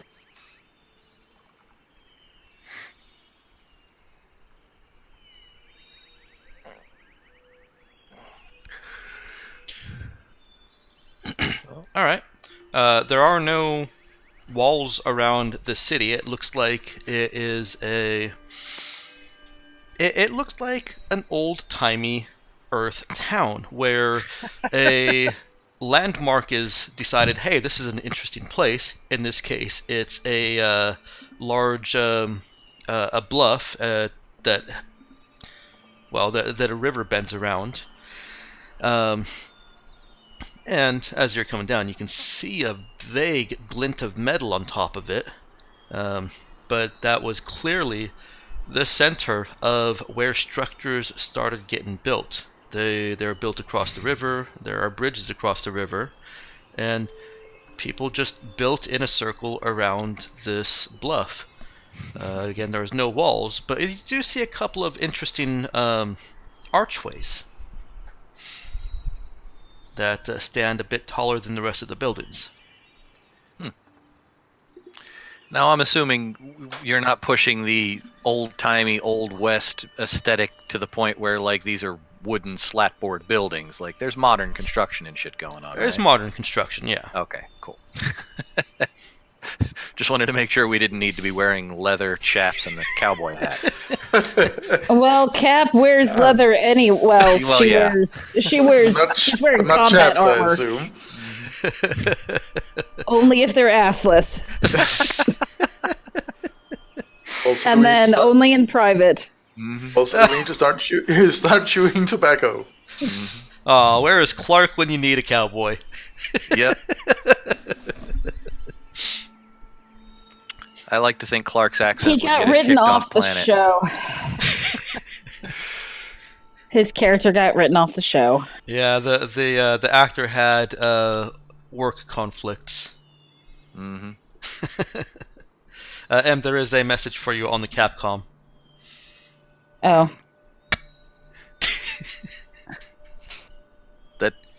That's where that abbreviation and word comes from.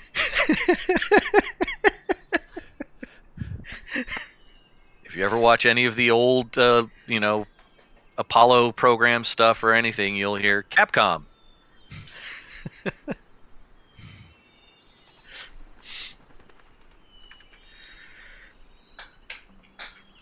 All right, thank you. Mhm. Okay, so you guys, how far outside town do you want to park? There's some other ships. Okay. Like pigeons, you flock to a place where there are other ships and land down, no problems. There's nobody outside their particular ships in this area, so all you're left with is the town in front of you and a little bit off to the side, but more or less right in front of you.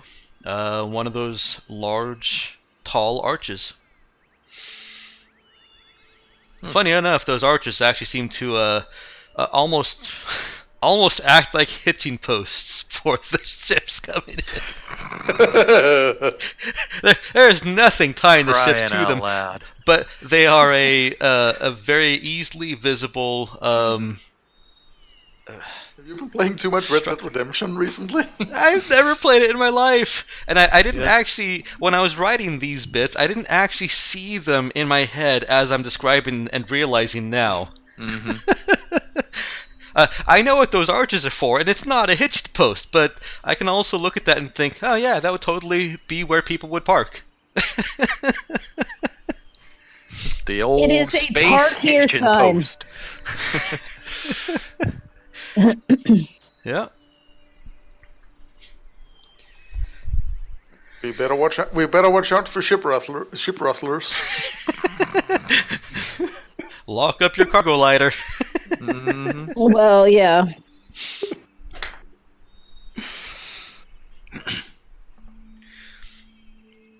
No, what's funny is I actually did deliberately write a cowboyish Western world, and this is not it. This was not that it's world. supposed to be the Polynesian one. No, it's not actually Polynesian either. Uh-huh. The natives here speak 7 tribes. Yeah. This is the Native American world. There you go. But you have another one that's the West World. Western world. I do have another one that's also another one that's Westworld. Where violent delights have violent ends. Yes. And unsatisfying second seasons. I was satisfied with it. You are in the minority. Yeah. That's unfortunate. Not really. Mike, you're in the minority on a lot of stuff. I am. I also enjoy a lot of stuff that people don't. I haven't actually watched the second season, so... I'm gonna head back up to the ship real quick. See how folks are doing up there, and what are Hugo and Colleen up to? Shenanigans. Oh, I'm just gonna. Hey, Colleen. Just to give you a heads up, I'm going to be taking the other ship and going for a little ride. I'm going to meet up with some old folk.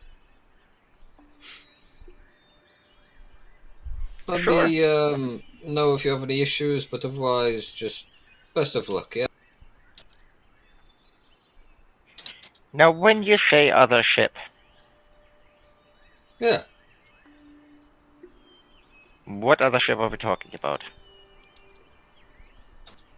Gonna meet up with some old friends.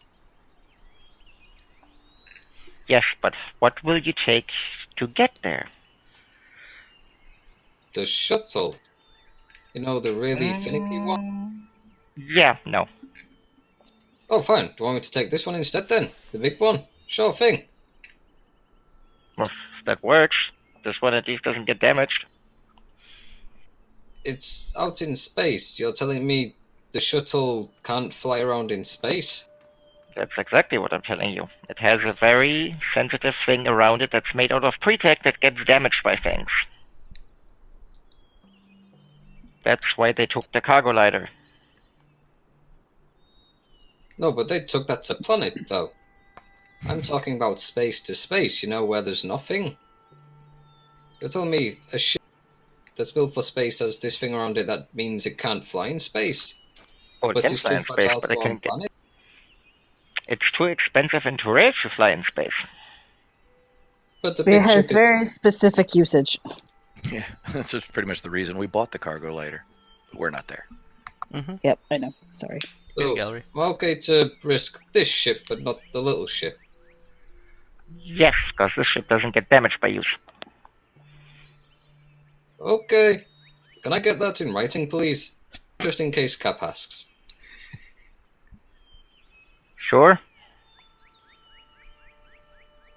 In which case, yeah, I'll find something that Colleen can actually scribble on. Couldn't he just calm the cat? She has stuff to scribble on. In which case, yeah, I'll just get that in writing saying, Colleen says to use the big ship, not little ship. And yeah, I'll then begin flying over to one of the other ships.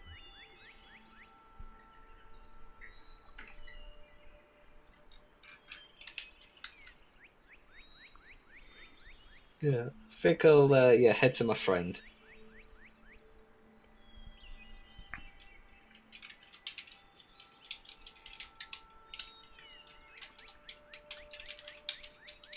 Hey, Colleen, by the way, do you need help with anything? Just while I'm here? Are you okay doing whatever you're doing? I take a coffee. You like yours in a specific way, don't you? No, sometimes just coffee is fine. Oh, so want me to put it in the vending machine then? No. So you like it done a specific way? Alright, yes, I like things done in a specific way, not from the vending machine. Right, what's wrong with it? Come on. I'm trying to improve it here. And you can test it on yourself all you want. So if I make it part of it, and then get you to try it without telling you, then everything will be okay, yes? I ask myself the same thing about stuff in the med bay.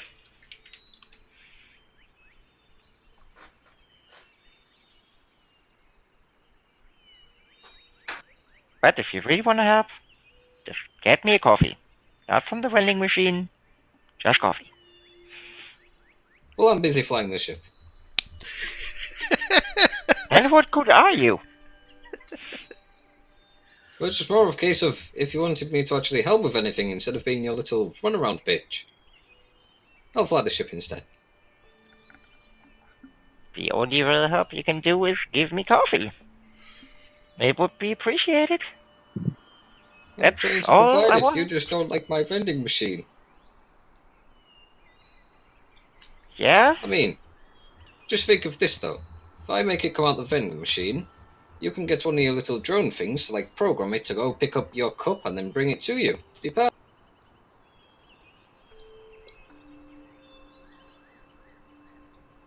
I would have to build a specific one to do that.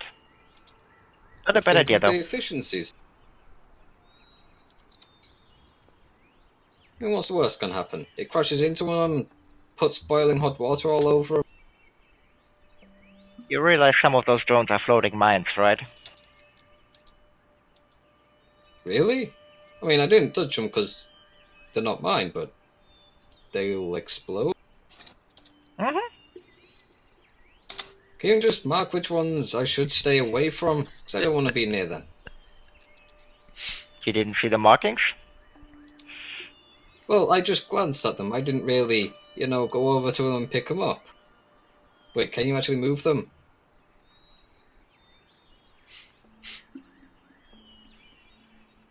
Actually, Colleen would get Alexa to fly circles around his head. I'm trying to remember. I think the space mine drones were pretty big, weren't they? Nope. I think Cumbersome, but not that big. what's their Encumbrance 3 or 5, I believe. yeah, that's pretty big. I mean, The toolbox is 3. okay, I'm still thinking in terms of like modern drones. I would say that they're as big as modern drones when drones started coming out. Now we're starting to get smaller drones, which would be the encumbrance 1. By modern drones, I assume you don't mean like a predator drone. Yeah, the military drones. Those things are like 10 feet across. Yeah, no, not that. That's more than 3 encumbrance.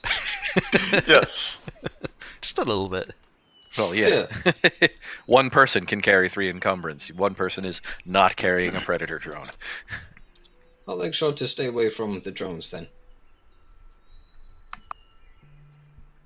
Yeah. Anyway. See you in a bit. Do you want to meet the people I know, or are you just going to stay on here? Well, might have things to do. Yeah, I'll let you know when we arrive, just in case you want to come on board. Honest, how likely are those people going to shoot you? Not very. I mean, All right. they don't have a reason to, unless you make them have a reason. Do we have a reason that I might be shot at, apart from the ship? I don't know. Seems to happen a lot. I'm sure Go we'll on be the planet fine. and people shoot at us. If not, we can just use the weapon again. I thought you were going to meet them. So I you am. get I shot, don't and think... then you shoot them with the weapon? No, you'll shoot them. Or Tuvon will. I mean, I'll be dead. But you get to shoot them. Anyway. Think you'll be disappointed in the afterlife. Predator drone is 27 feet long. Jesus. Yeah. With a wingspan of almost 50 feet. So, so not that size. So, like encumbrance 6, maybe.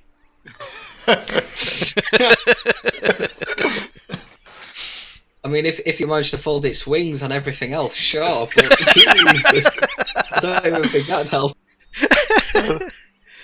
It weighs 1,100 pounds. So it's a easily hatchback, carry that. basically. A flying hatchback. Yeah, I'll just begin making costs for my friend. Okay. Is Hugo actually flying the ship anywhere? Just as a point of GM note, he doesn't really need to. Any ship that's in orbit, it can be reached with instantaneous communication. Nobody wants to meet him in person. Oh God! Hugo really likes space, doesn't he? Wants to meet it in person also. You want to take a bit of a float? Okay. Is there anyone in particular that he's looking for? Is he looking for people with that he remembers having more authority, or just frequent visitors, or what kind of contact is he looking for here? Someone who knows people. Someone who's more similar to Hugo, where he likes to know people or gather information. Okay. So he's hoping to meet this guy and also ask about Starbase. Okay. What's funny to me is it feels like then Hugo is the kind of person who won't call ahead to meet an old friend, but somebody will be sitting at home drinking a beer, watching TV, and there will be a knock on their door, and Hugo will be there. Hey, man. Not just going, hey! I was in the neighborhood. I mean, funnily enough, yes, because when you're jumping from one system to the other, you don't generally get to give them a heads up. The amount of hey, I'm here now. the amount of stupidity left on the ship is really astounding. People with zero sense of self-preservation. Well, the problem is it's not so Colleen much thinks Carmen's he being talked- stupid. She just doesn't give a fuck. No, Colleen assumes she would have talked to Cap about that. He was Nope. busy. That's a bold assumption. Whenever Colleen is busy, she tends not to notice things. Okay. That's can happen. I'll get to that later, Ben. What is? Yeah, no problem. What's that? No problem. Okay. What is Colleen up to? She is doing test runs on the computer and then starts to get it working on the data. Okay. The test runs are fairly quick and easy. She, the computer, with the inclusion of that pre-tech computing chip, is capable of amazingly fast decryption.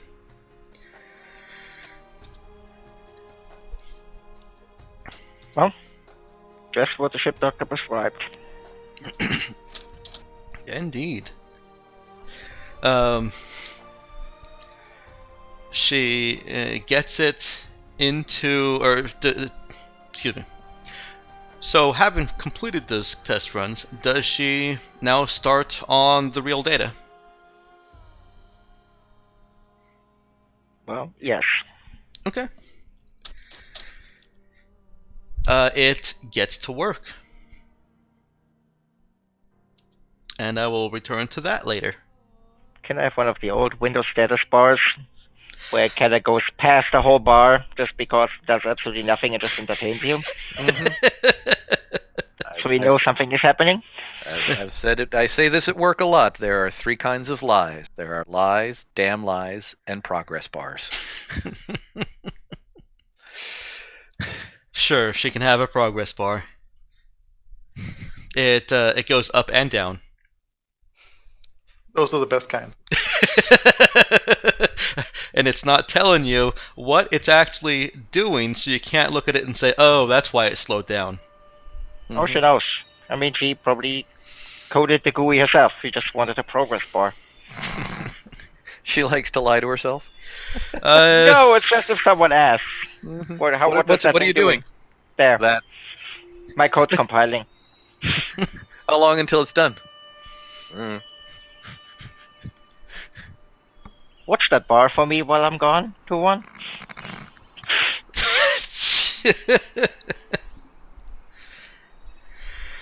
Alright, back on planet.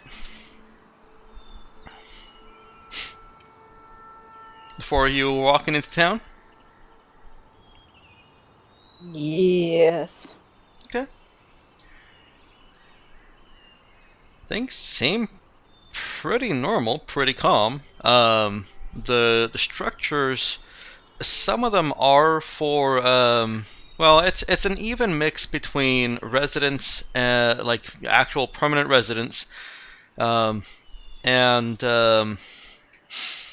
shops. There was no city planner here. There are shops next to houses, but most of the shops are unsurprisingly geared for mercenaries with ships. You've got your repair techs with a fleet of shuttles that they can send people out to repair ships in space, do minor repairs. You've Please, got for the love of God, tell me one of them is named Mercs Are Us. there is no Mercs Are Us. I'm sorry. You've They got went bankrupt. parts, weapons, armor, black market out in the open, kind of a gray market. And, of course, the local eateries. Merc Burgers? The names of the businesses here don't all incorporate Merc. I'm sorry. Be a hell of a thing if it did. So you're saying they're not mercantile enterprises? That's correct. Hey.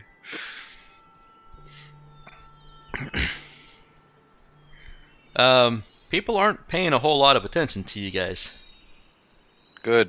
Good. They're going about their business deals. They're trading. They're eating.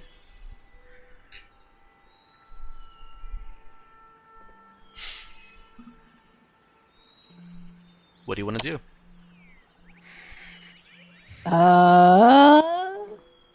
We should probably locate a place where people come to socialize. It seems that our chances that it would be our best chance to find information regarding the ship and its crew. Let's friend? find a bar. I was going to say, that sounds like you're describing a bar. Well, gee, that's easy to find. I feel like we should be able to take our pick. You absolutely can. They have old-timey saloon-style swing doors. They do not.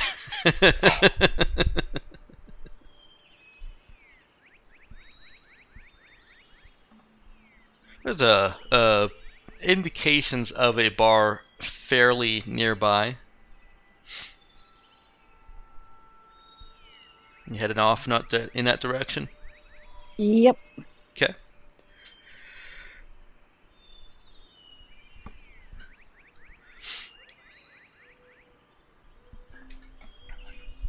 You find your way to a place called Slugs. That's with an apostrophe, not as a plural. Right. There's only one slug, and it owns the place. That is correct. And a fair few spacers inside, having themselves a beer or other beverage. They look up as you enter, but don't make any... Well, they don't all look up. Some of them look up as you enter, size you up, or go back to their drinks pretty quickly.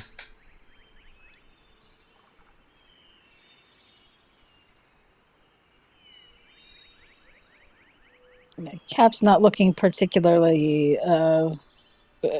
friendly, but she's not looking actively hostile either. Okay. Nemo is looking friendly. Yeah, but that's what he does.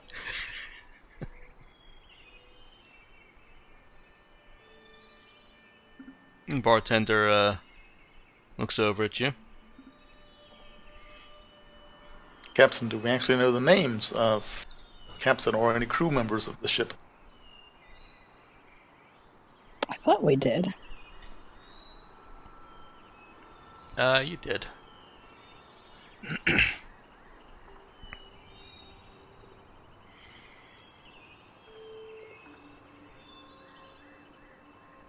me see if I can bring that back up. Unless Nick has it in his text file.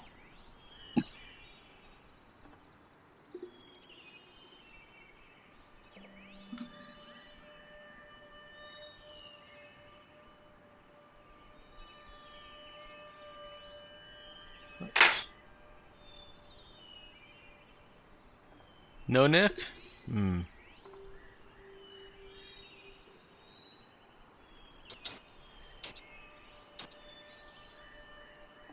I can go check on him. That's alright.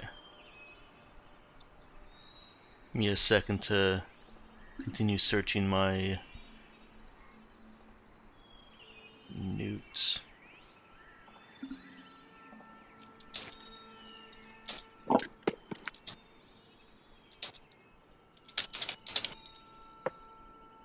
Yeah, he said he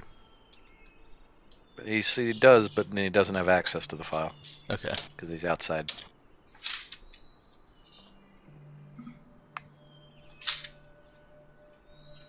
Alright, give me a second then.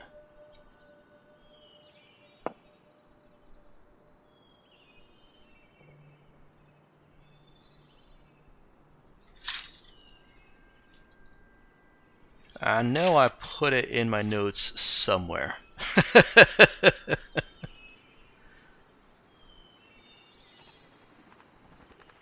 I'm not going to worry about it. You guys have the names of the crew members that you're looking for.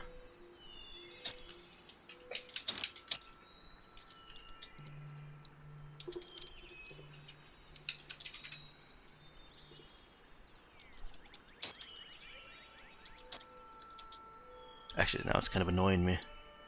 Where the heck is it?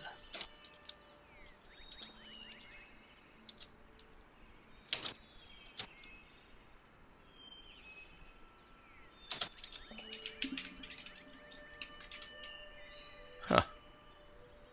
Maybe I overwrote that.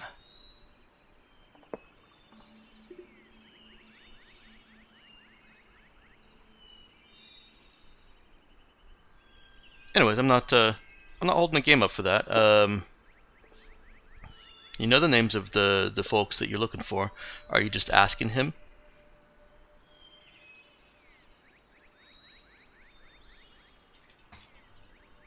I mean, we want to order a drink first, but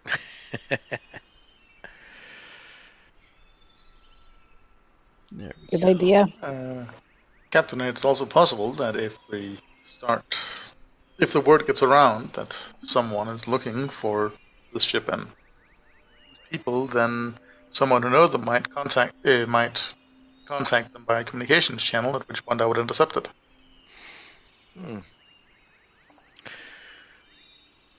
Yeah, usually you'd want to be subtle about that so that somebody doesn't call ahead and, give them a heads up, but, I mean, shit, that might actually be useful. I mean, they'd still have a heads up, but we'd know if they was around. Interesting. You're a handy guy to have around, Nemo. Thank you. No, that wasn't another stupid arm pun. No, I was just chuckling at the, you're a handy guy to have around, Nemo. Thank you. Please don't destroy me. Please don't poke my brain.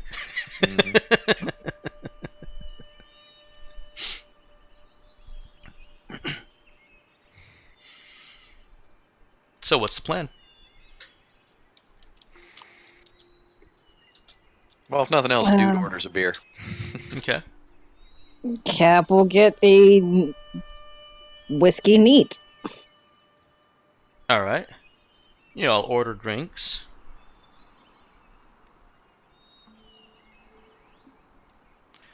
Except for Nemo, because he's our designated driver. He's our designated shuttle pilot. Yep, let's call it that. Okay. If Nemo hasn't switched anything, has he switched any tags? Yes. Okay. What has he switched? And what are the new tags? The new tags are going to be Starbase and Joey Hank. Unless any of the other two names were the ones that were identified as the captain. None of them were identified as specifically captain. Okay, in that case, we'll take Joey Hank because it's first. Okay. Also, I don't know if you did that on purpose, but I applaud you for listing the names alphabetically.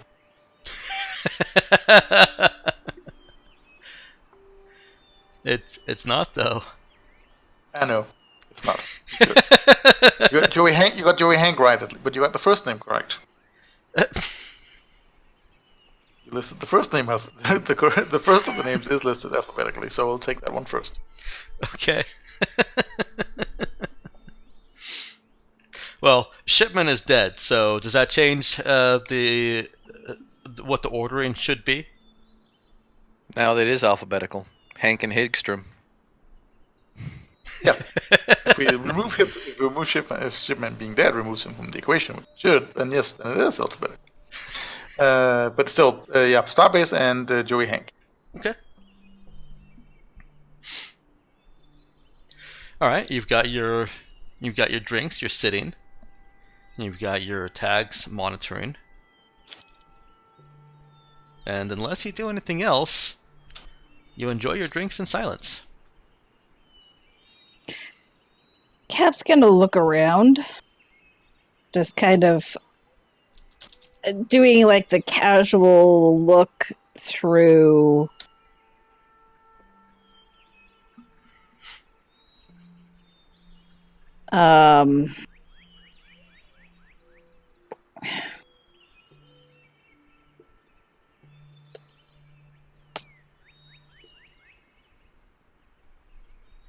I don't remember what I was gonna say.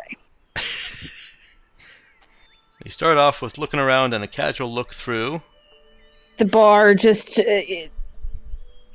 trying to get a feel for the place. Okay.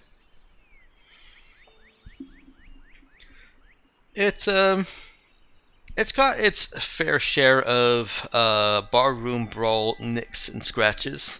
A little bit of scar on the interior. It's trying to look a little bit more homely on the inside. Homey, not homely. They're not trying to make the place ugly. It's an important distinction between two very similar sounding words. With actual wood paneling on the inside. For most of it. It's not all paneled.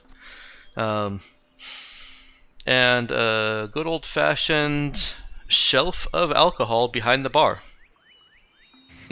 Even though it's not really necessary in more high-tech bars these days, it is still there and visible. As Cap is surveying around, the bartender, excuse me again, the bartender kind of catches her eye, just staring over at you guys. Motions when she looks in his direction. She'll go over. You guys, Take her drink with her and set it down on the bar. You guys new here.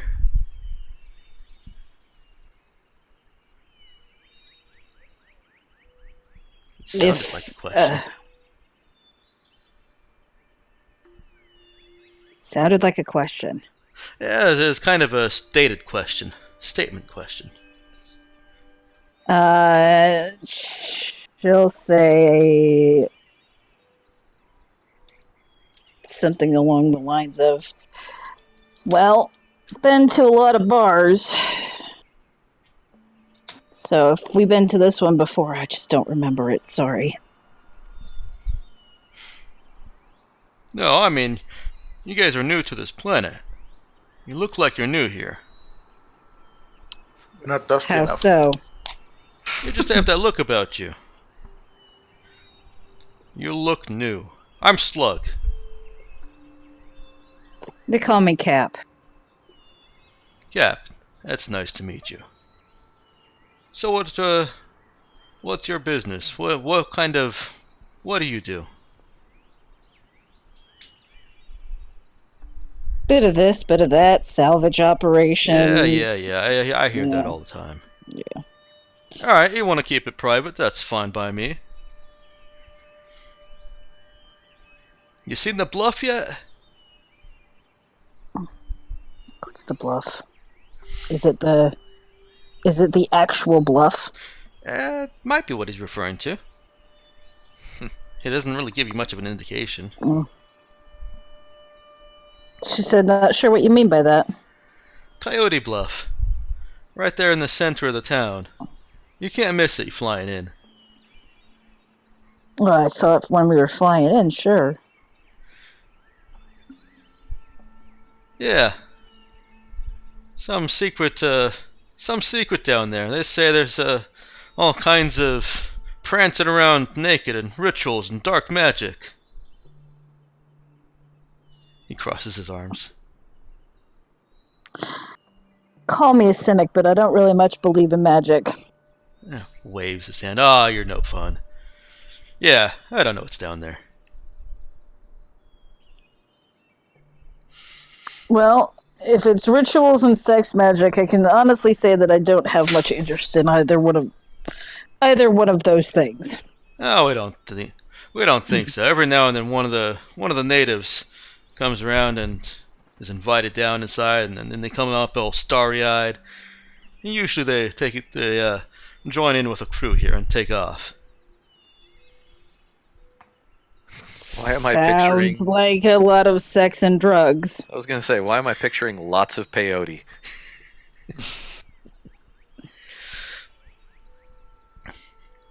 Yeah, it could be.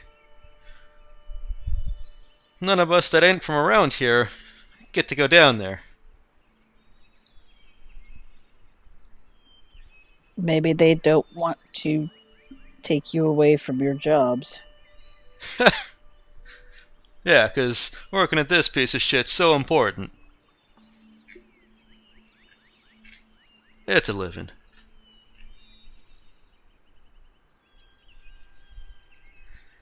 Yeah, usually it is.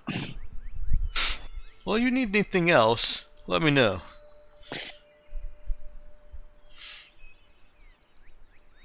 Have you heard of any jobs? Keep your eyes peeled. There's a job board, or a discussion board. Tends to be somewhat of a job board too, in the center of town. Right up there by the bluff.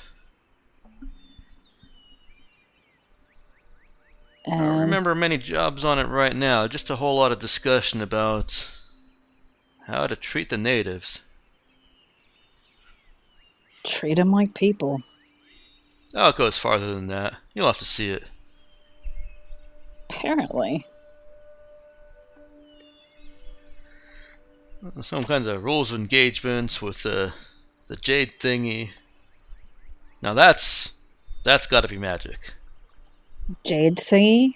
Yeah, yeah. I forget, you're new here. So there's this thing that comes up out of the ground. It's the way they describe it is it actually is the ground, but then it becomes a monster or a bunch of people, and then starts attacking things. That sounds really strange. You're telling me.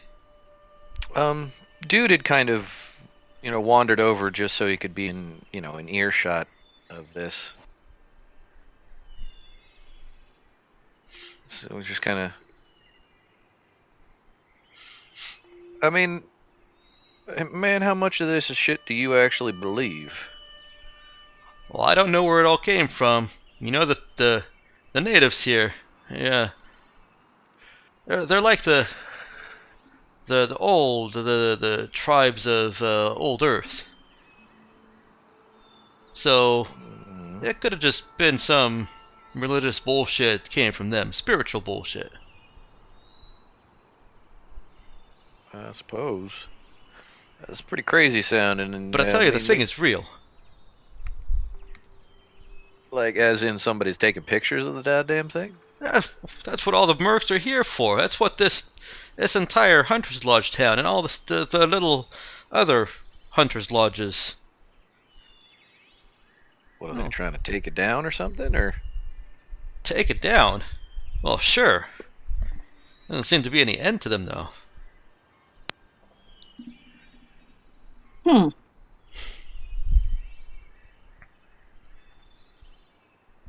Just out of character, we heard there was something about Jade something or other.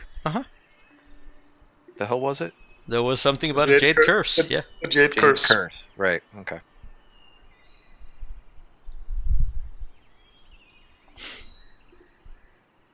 Here, get your comm set to receive channel blah blah blah blah. Was that different from channel blah blah blah blah blah? Yeah, that's a different channel. Got more blahs in it.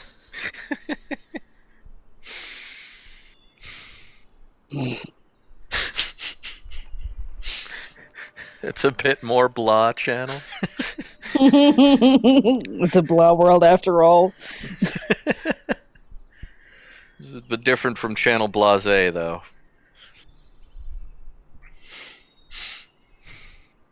Oh god. We're terrible. Do you guys set your comms? Yeah. Yeah, I mean, dude would. Okay. Shit, why not?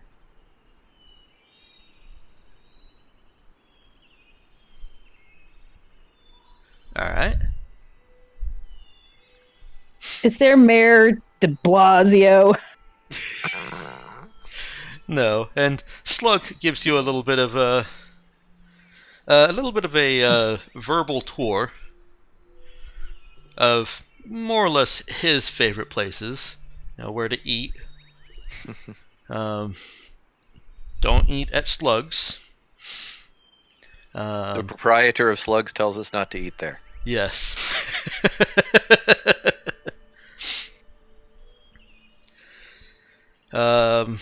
He does get a little bit less. I suppose it's probably kind of hard to tell, but maybe a little bit more serious. And says that probably best to not to try and mess around with the bluff.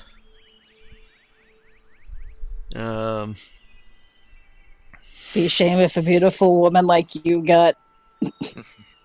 No, he doesn't even go there. He does not go there. And last thing he says is tells you to try to wipe the new off of you.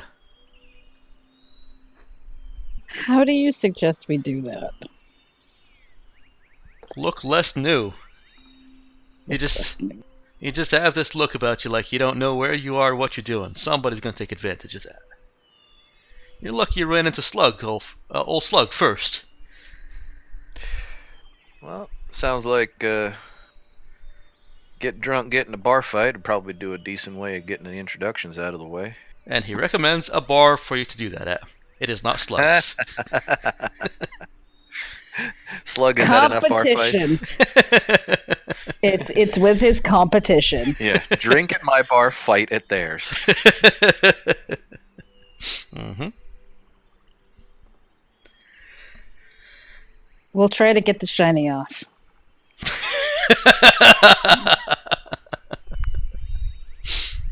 I love it.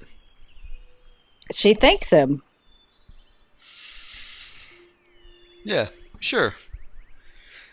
Nemo will sub-vocalize to Cap at this point. You don't wish to ask him about the people we're looking for?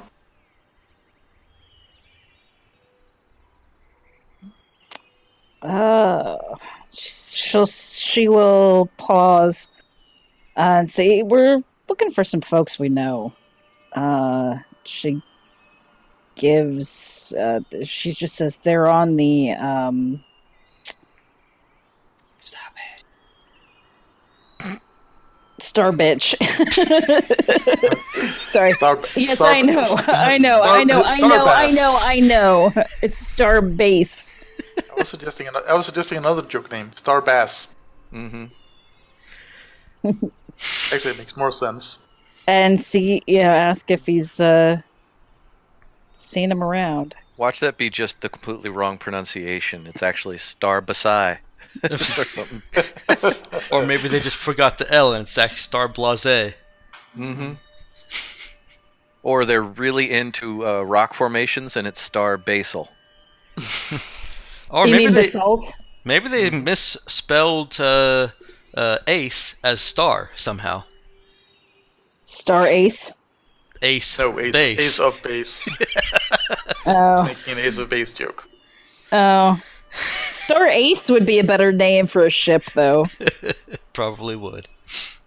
Somebody was drunk and stuck a bee in there. He tells Cap that there's the people that come here don't expect that everything will be kept private, but they also do kind of expect that there be at least some modicum of resistance to offering out any kind of information. Cap will give him a dazzling smile and basically grease his palm. Okay, how much is she greasing? We'll see How if greasy is she making the slug? It's better that than salt. I was about to say, sprinkle him with salt. That'll teach you. This could be fatal. Cap is always a bit salty. No, you're wrong. That's Colleen. Cap is always a bit spicy. She'll start with 100 credits. It's a decent amount. It's like $100, right?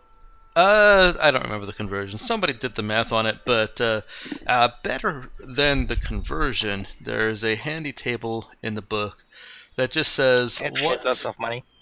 Yeah, what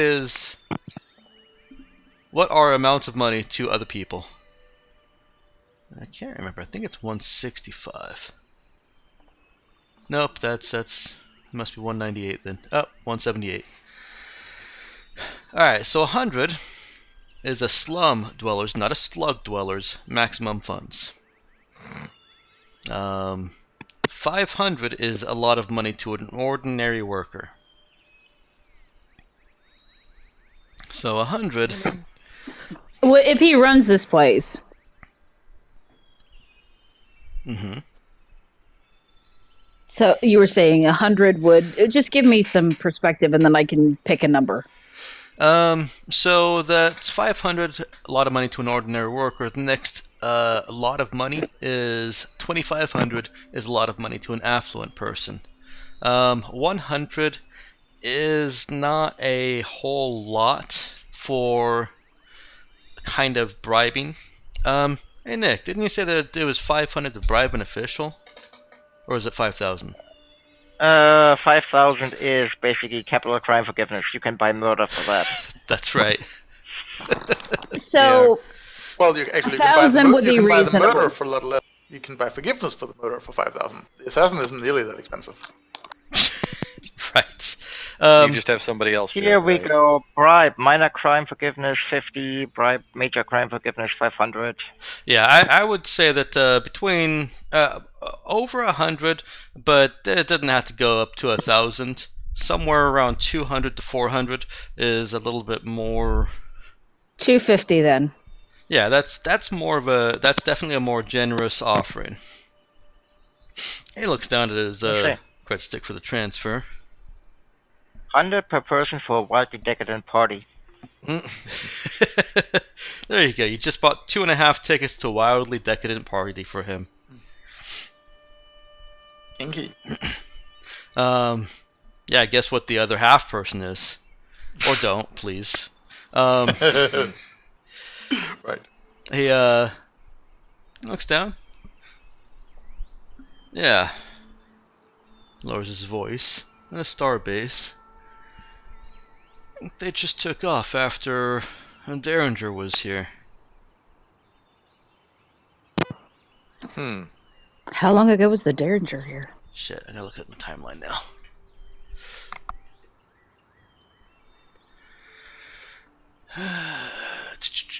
Hey, you can beat him up now. Intensive medical care, 200 per day.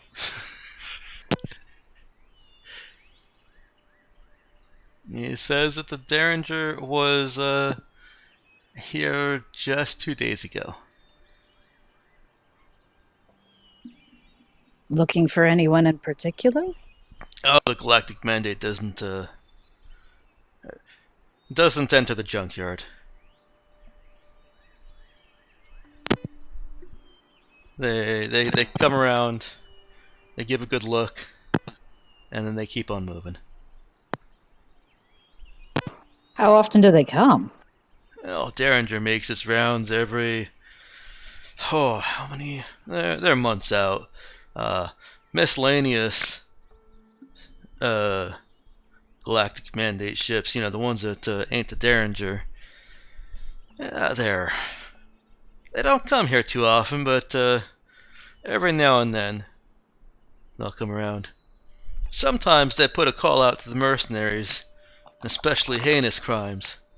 Basically ask for permission so they don't get shot out by 100 ships.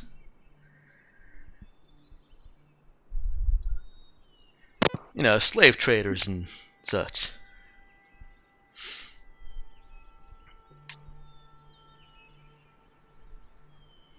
I take it. Well, sounds like folks here look after their own, so to speak. Yeah. Were they looking for anybody specific this time, or just looking? There are a few ships that Derringer took exception to. That's Galactic Mandate. Forgive me, they're kind of pigs. Wouldn't want to eat their bacon. No, I'm sure it would be rancid.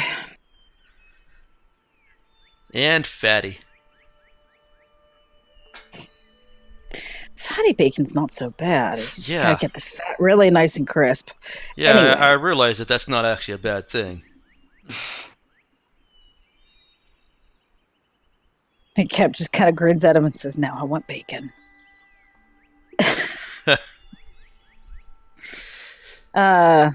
That's what you get at the grease pit. It's the eating Best- place he recommended. Best bacon in the town? When they get good supplies in. Some folks say they can't tell the difference, but they have to use the fake bacon. It's just not the same.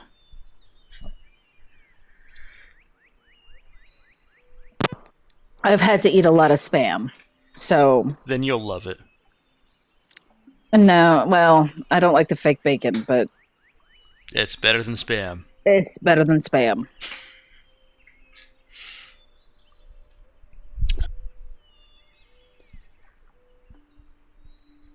So Starbase, he said Starbase took off, right? Mm-hmm. A day after the Derringer did. So that would have been yesterday. Yep. So just missed him, basically.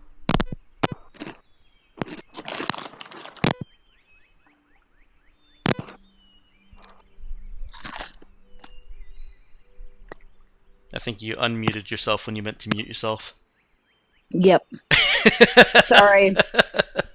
I totally did because I was starving and I have chips.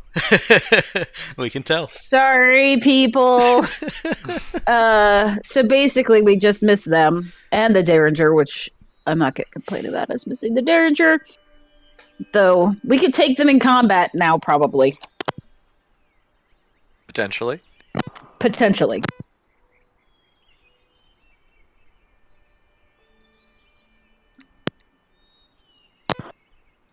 Cap will ask Slug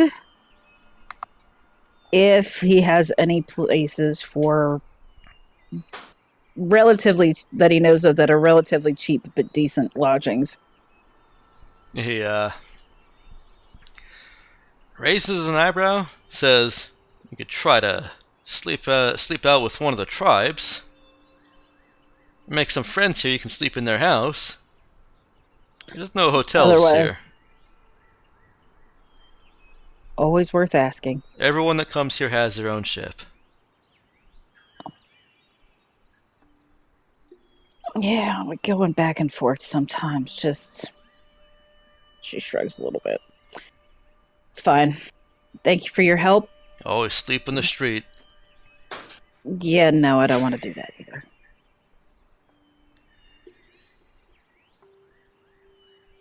Sleeping rough isn't my idea of fun either.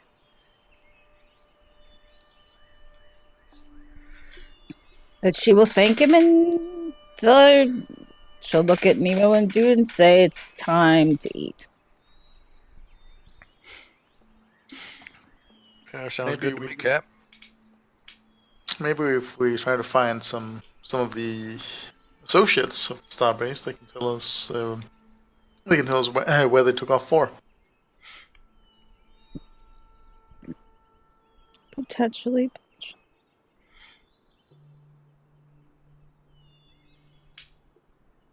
Or we can wait here for them to return, but that seems like an inefficient use of our time. I'm not planning on waiting here for their return. I just want some food. Of course.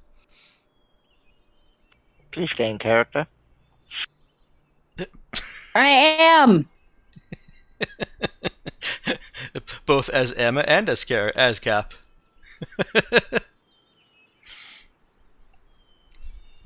Do you go to the grease pit? With your permission, Yes. Captain, while you and Dude eat, I could move around on my own and observe the locals here and see if I can pick up any clues as to the Starbase point of destination. That's fine. Just be careful. Of course, Captain.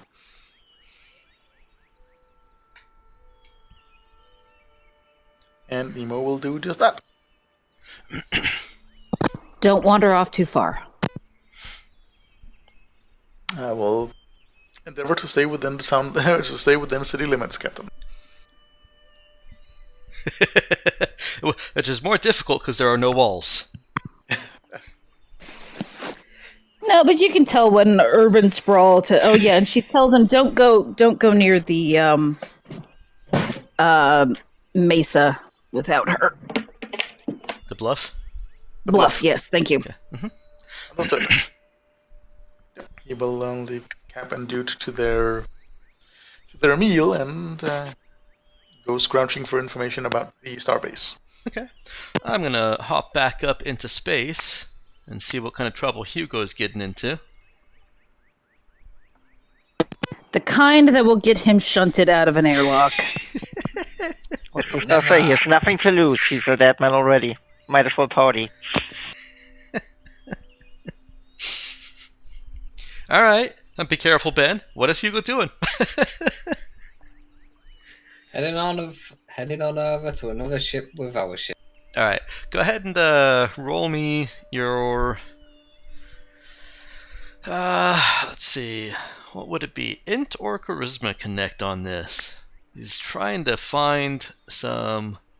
Well, actually, he doesn't really need to roll because he has a list of the ship names around, and the only thing that you'd need to roll is memory, and that's not always fun. So, you said that you were looking for somebody with a little bit of authority. The ship Dead Horse is in orbit, and he knows that its captain is just one of the more established mercs of Holau, well, of Tohaioa Oa. Hugo was actually going to go see his friend, the smuggler. That friend wanted to talk to you about. Mm-hmm. He'll go to his ship if that's that ship. That's a different ship. Let's see. He wants this to be a friendly visit, and then business. Okay.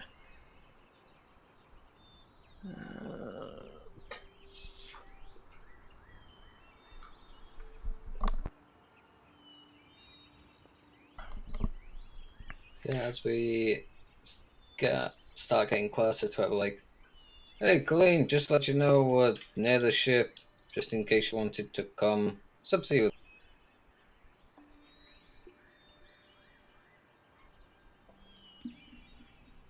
Well, what did Captain want you to do?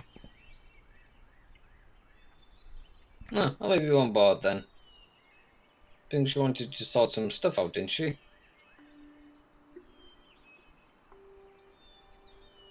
Yeah, this is part of it, right? Yeah, covering information, but didn't she want you to do something specific? I mean, you've been with two of them, haven't you?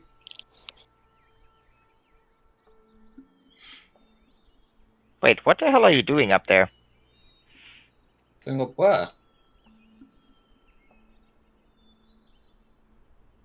You were going to fly the ship to meet people? Are those people there? Another ship? Yeah, why? Because you were asking questions?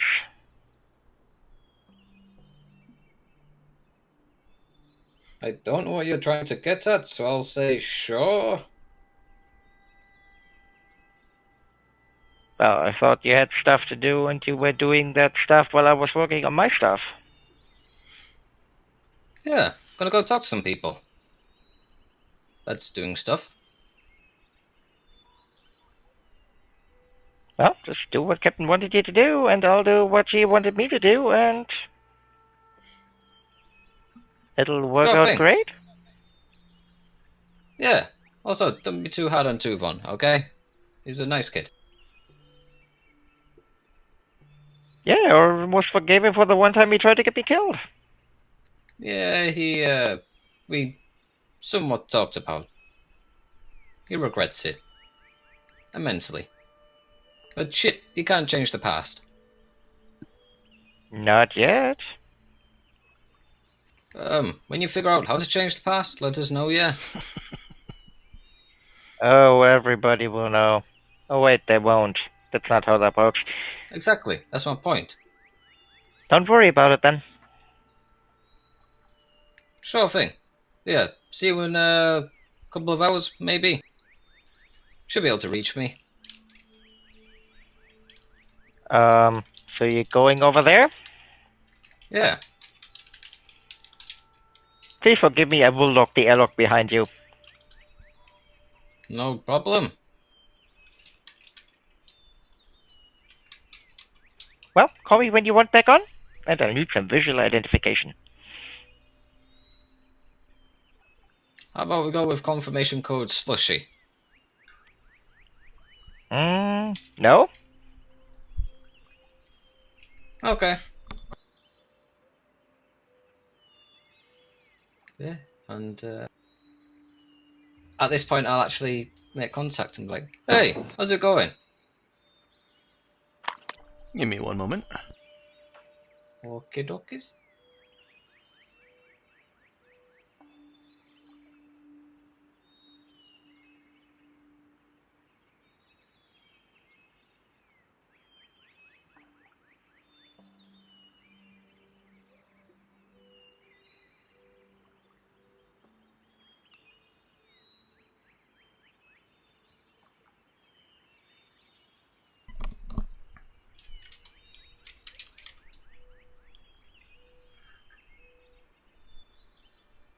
Oakley dokley.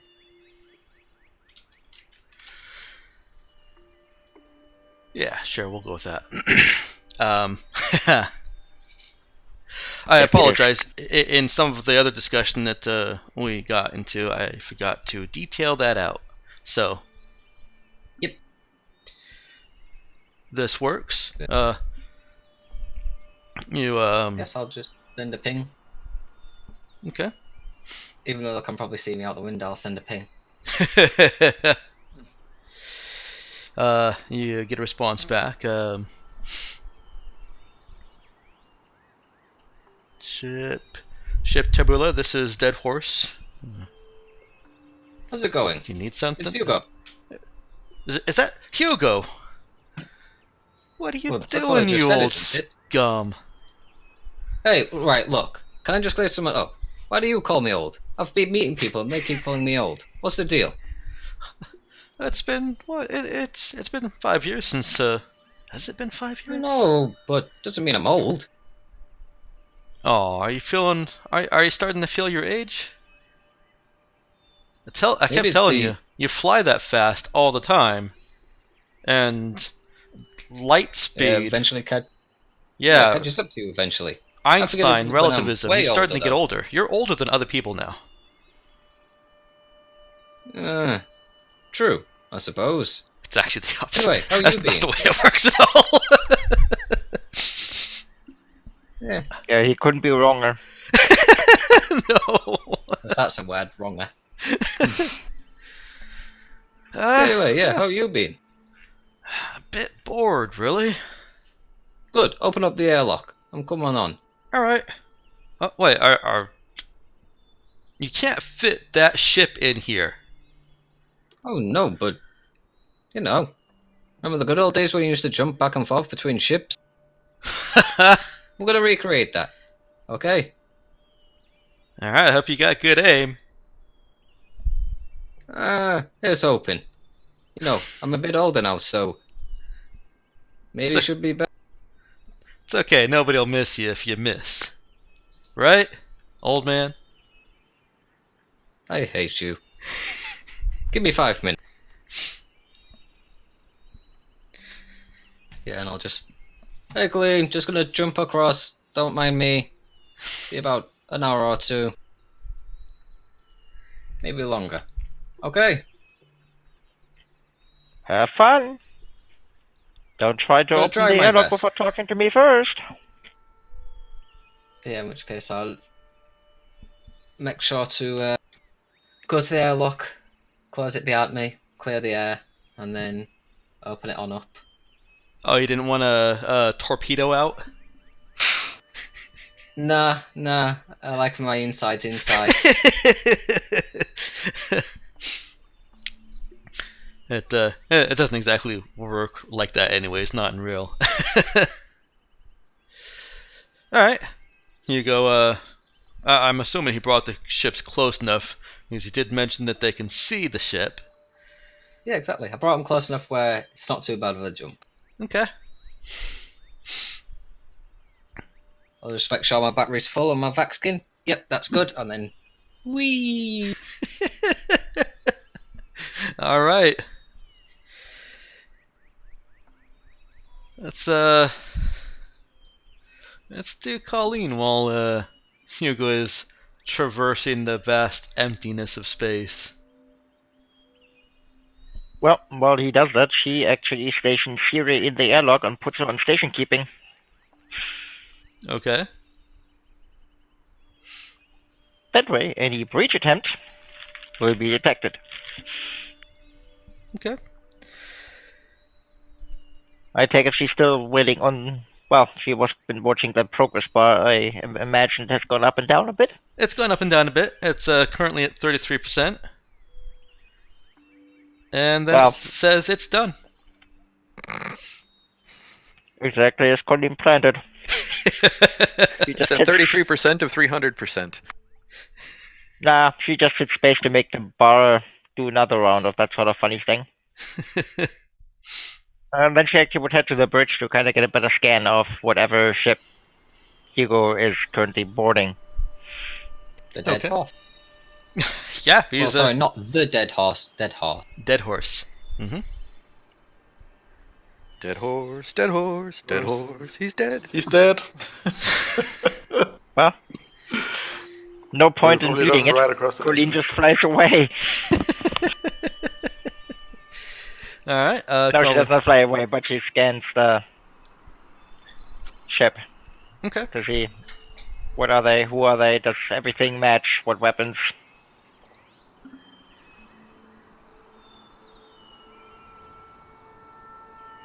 Sensors You can think and clearly now. scans. The headache's gone. I can clearly now the headaches. Don't do more, we'll get copyright stricken. That seems so weird to me. Alright, well, she can see easily that it is a frigate class. It does have some obvious weaponry. I haven't detailed out the ship, so I'll simply tell you that Colleen knows it has weapons and what weapons it has. It is well armed. It would not be allowed at UN. And Ben, if that's an emote, please put it into Discord. Oh no, I was just going to put big guns for the gun. Yes. And Actually, in that case, you need to amend your thing, because if they're frigate class, they're allowed. oh, that's right. Well, then, if they were a bigger ship, they wouldn't be allowed. Yes. Okay. Yeah, the UN natives aren't so worried about frigates with lots of guns. So if we mounted all of our guns on a smaller ship, they would be perfectly fine. Oh yeah, yeah. And their registered ID code is Dead Horse. Can she look more into it to see if that has been tampered with, or if that's the actual thing? You can't tell if a transponder code has been tampered with. All you're getting from the transponder is the ID and the hash. You can tell if the hash does not match the ship. Well, that's basically what she's Oh, okay. trying Then to yes. do. I should actually add that See if to the. there's- heck. Yeah, I should Also need actually to add that modify to the your list of detection things. Sorry, I keep talking over you. Go ahead, Nick. I said, you might also want to modify your detection thing, since that no longer applies either. Oh, yeah, it probably doesn't anymore, does it? Like, by a large amount. Okay. Yes, you kind of eliminated the section. Yeah, hooray for house rules. I can't not. That's fine.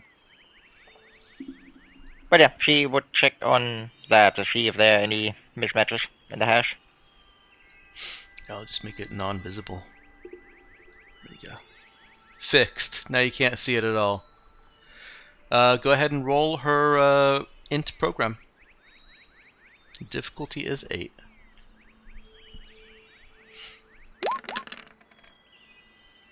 Yeah. Their ident hash matches the specs of their ship, including the weaponry that you see, and the name, and all the other things that go into the hash.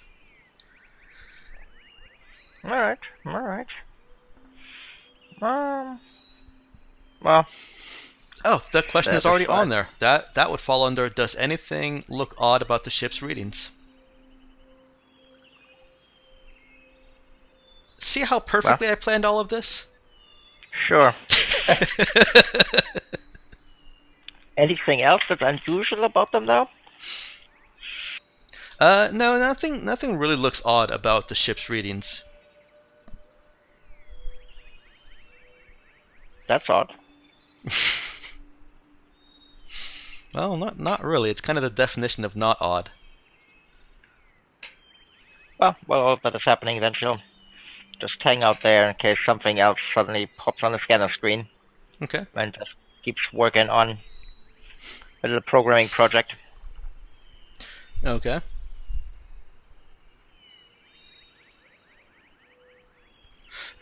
Ooh, can she call it proof of consent? She can call it whatever she wants to. Doesn't mean I'm changing it in my records. But Which I want means you to. I'm not. Although proof of consent is pretty good. But yeah, this way the bridge is manned. Mhm. Or helmed. All right. Underhelmed, but still fine. Hugo makes it over to the other ship.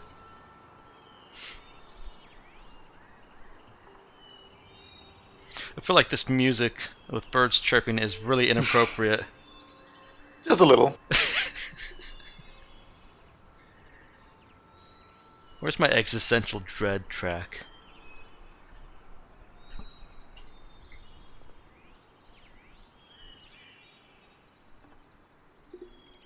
Alright, what is Hugo doing there? He's made it to the ship, he's been let in.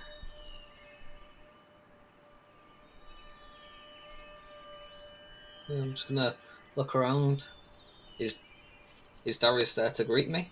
Yeah, he's on the other side of the airlock. The airlock is getting repressurized. Re-aired. I was kind of like waved to him through the window. Yeah.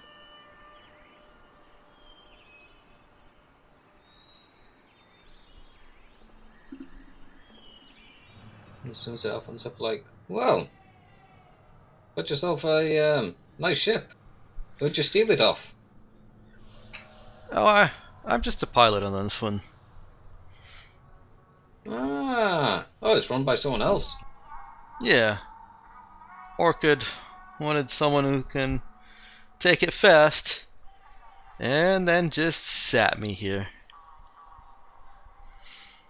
Yeah. How's the pay though? Good. It's good. The pay is real good. You get to spend it. I get to send it to my wife's. Wives. Oh, we got another one. Yeah, I was kind of forced to marry down on Un. Why? You need citizenship or something? I insulted the wrong person, offended the wrong law. I don't even know how it happened. But she's good looking, is fit, and she can pound me into the dirt. So I don't see where the punishment is here.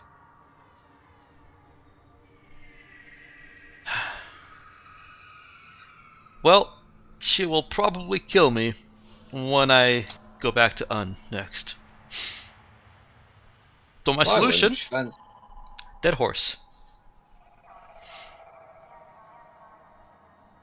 Why would she kill you anyway? What you done? Find out about the first one?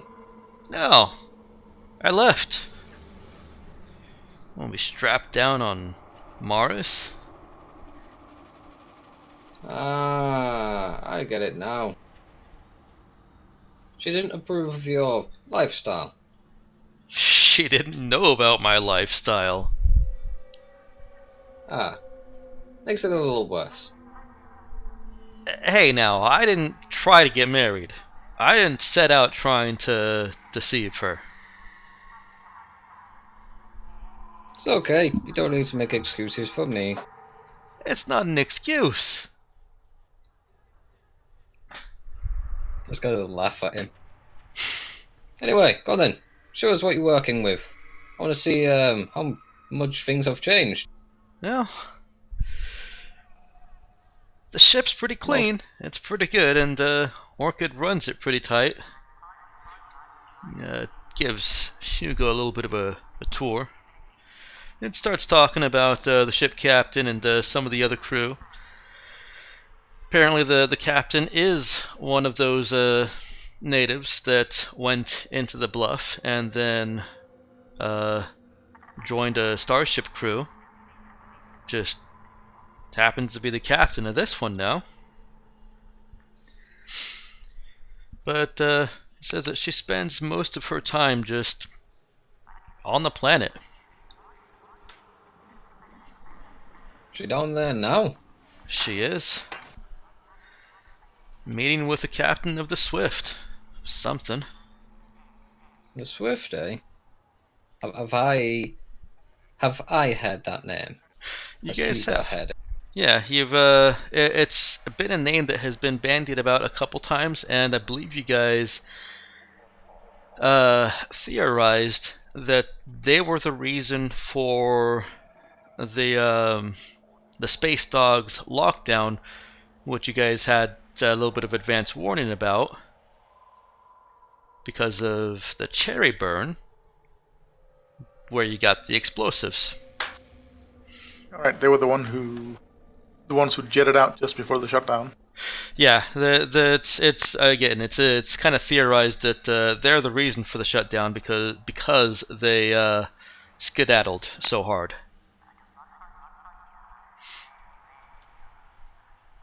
Huh. They were also in orbit around SOS, but Hugo wasn't there for that. I think it was that when Colleen speculated that we originally thought they might have been in orbit as the Force to complete the takeover. He might have been around for that.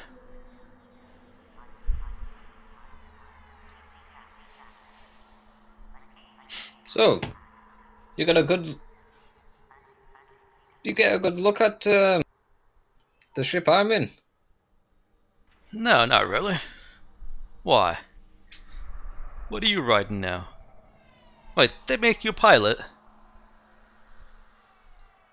Unfortunately, yeah.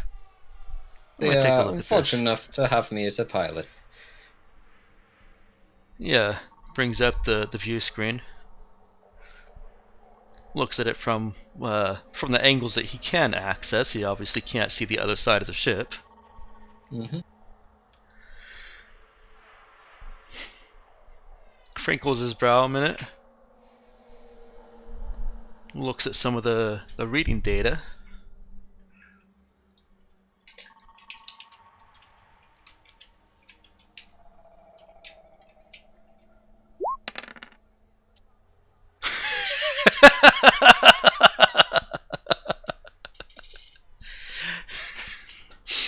Well then.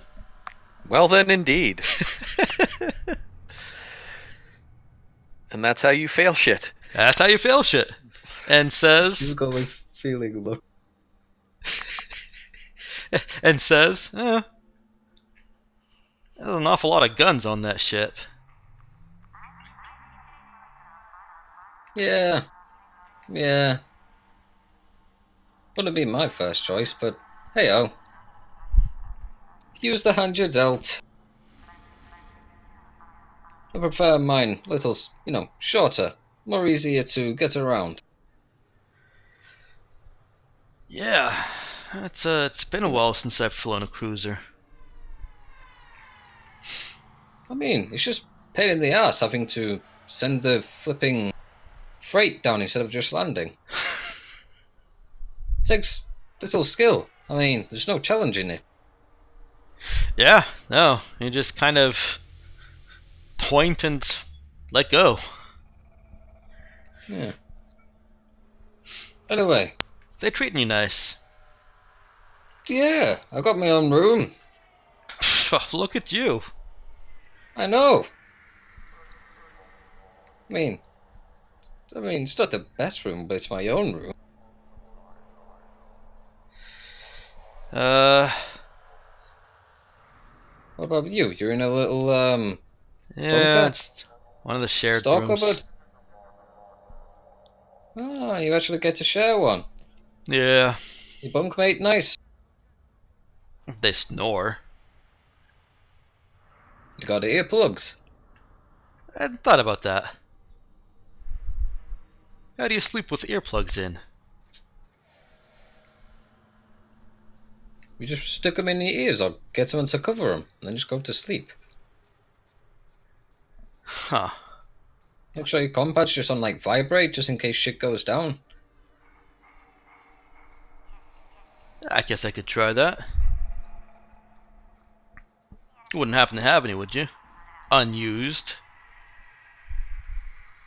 No. Not unused. I'll find some. Doubt there's... Ask some of the engineers. They might have some when they're down in the engine bay. Okay, okay. Give Anyway, that a I look. couldn't ask you a more business question, could I? Oh, well, sure. We're looking, well, I'm looking for a certain ship that's been about. One that goes by the name Starbase. You heard of it? Yeah, we saw them leave just yesterday. Shh. Really? Yeah? You wouldn't happen to know, oh no, you can't tell where they're jumping to, can you? You cannot. Were they, stocked up? Refueled, all that jazz? Why are you looking for them? Well, You the wouldn't crew on be board. hunting them, would you? The crew on board felt like they got the bad end of a deal. And They ain't the only ones. they feel... Yeah. And they want to, make it right. I don't think they're after killing them, just mainly getting back what's theirs. Oh, you better get to them before they find what they're looking for. I don't think they're gonna live. Well, what do you mean? If the planet doesn't kill them, then the house will.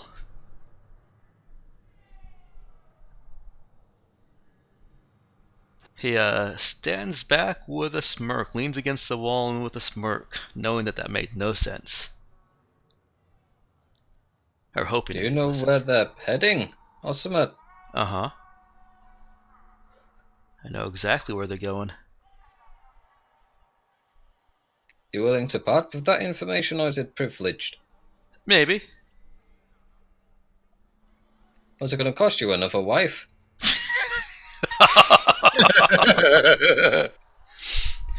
I've been eyeing one of those pretty little native girls down there. That seems more trouble than it's worth, too. I mean, yeah, I'd guess as much. I mean, why not try it with your captain? Oh. So, about that starbase. I'm listening. Well...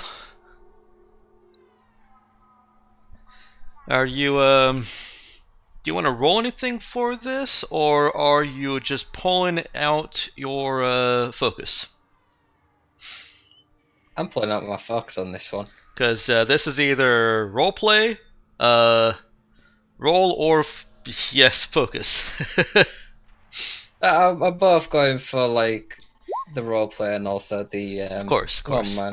I don't mean to say that the focus is excluding the roleplay. It's still involved, but it just... No, but yeah, it's kind of what I'm leaning into. The Okay. do me a favor kind. Okay. He does for old time's sakes, and because Hugo is just such a swell connected guy.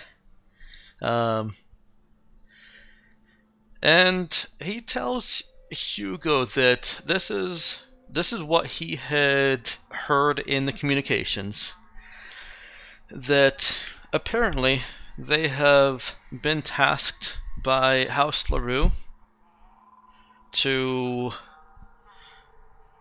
find and seek the aid of one of the Trin. Something about something to do with the Princess of March. And he says that the planet or the Trin themselves or the perimeter will kill these guys. And if they don't, then once they've gotten the information that they're looking for and they go back to Cassian LaRue, that Cassian will kill them. Kind of feel a little bit bad for them. They had a pretty... They were in a pretty sketch job. I wouldn't feel bad for them. They've earned what they've got coming to them. Yeah, I can attest to that. Anyway, anything I can help you out with while I'm here? Oh, by the way, here. When I'm back on the ship, I'll send you the rutters I've got. Just keep you up to date. Oh, thanks for that. You got any nearby? Mine are a little bit dated around this region. He's willing to share those rudders with you. Those that were not automatically collected, the more distant ones. Mhm. They're a little bit older because, as he said, he has been sitting here for a little while. Yeah. Anyway, anything I can help you with? Well, Need me to wingman any of the crew for you? what does Hugo mean by wingman them? Help him get a date or fuck up with someone. Wingman him. Okay, gotcha. He shakes his head, says that the only thing that he's looking to do right now is get back to flying.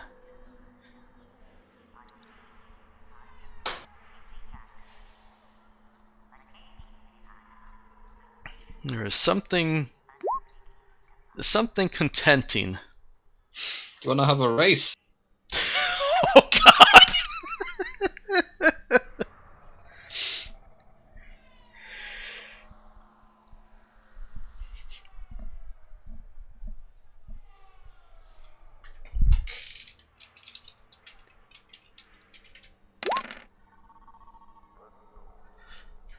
He thinks about it, and then shakes his head. Nah, I don't think that'd be a good idea. Yeah, probably not. Probably not. Anyway, go on. Let's shoot the shit for a bit. Catch up on what's been happening. Yeah, that'd be nice. All right. So I'll catch up with him and stay with him for a bit. Okay. And I'll send a message to Colleen. Just like, oh, give me a sec, man. I need to let them know I'll be on here for a bit longer. All right. And I'll send a message. Because I'm still connected to our comm server on our ship. Mm-hmm. So it's within range. We Pietro lost them, huh? Oh, so we have. Yes.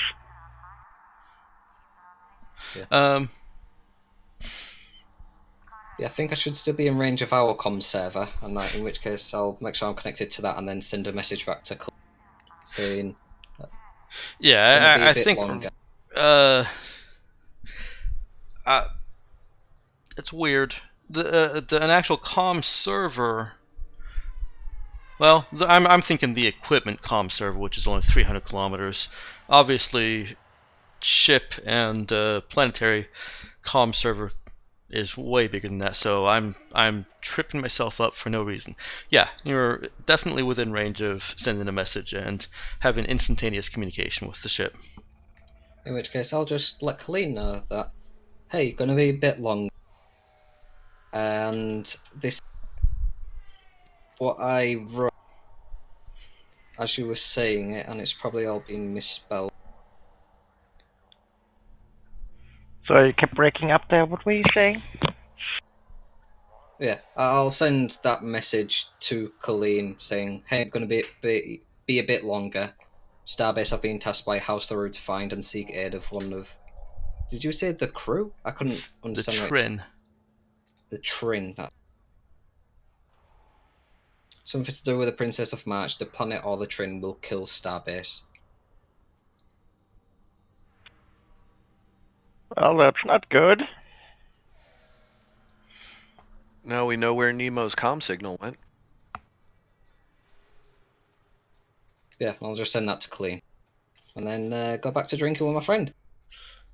And Nemo still has tag Starbase. So, planet side. Nemo, you this was audio, right? Ben? No, text message. Oh, it was a text message. Okay. Never mind. Sorry. That's fine. Corliss goes to pick up the rest of them. Is Nemo not able to monitor text? No, he's we've been keeping him stuck with just audio. I'm pretty sure I haven't done anything text-wise. Have I, Mel? I don't believe so. Yeah. Yeah, no, it's all been audio transmissions that his special hardware is able to decrypt temporarily. But yes, if there's a window, Yuko sees the ship pull away. Actually, he doesn't. The pilot controls are not responding to Colleen. Why not?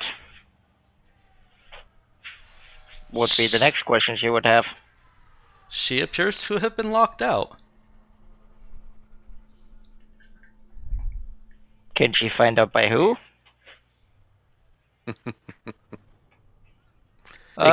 Yeah, she can. It appears to have been the captain. Alright. Colleen briefly goes to her quarter to open a certain crate. I don't know what crate she's opening. Nick, you'll have to type it out to me. The one with the 100 line chance. Okay.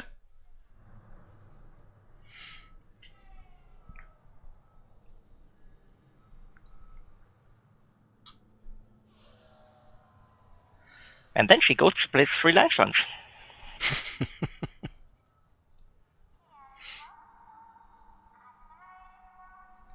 All right. She knows where to place them. She does have to access the system briefly to get that information, exactly where to place them, but that's not something that she's restricted from.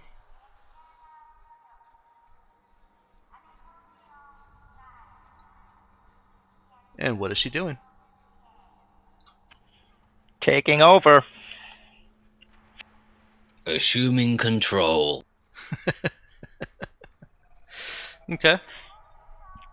Like to point out, she's not placing those things visibly where she can. She basically puts it behind the insulation.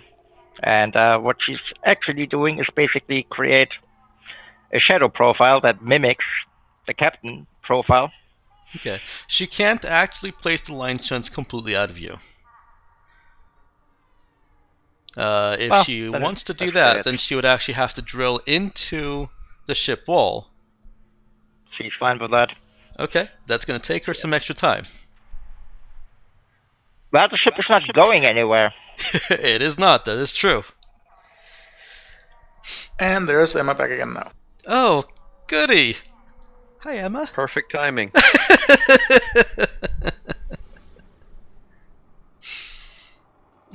Things are happening. Are you here, Emma? Yes, I'm here. Okay. I would like to point out that dude is clairvoyant.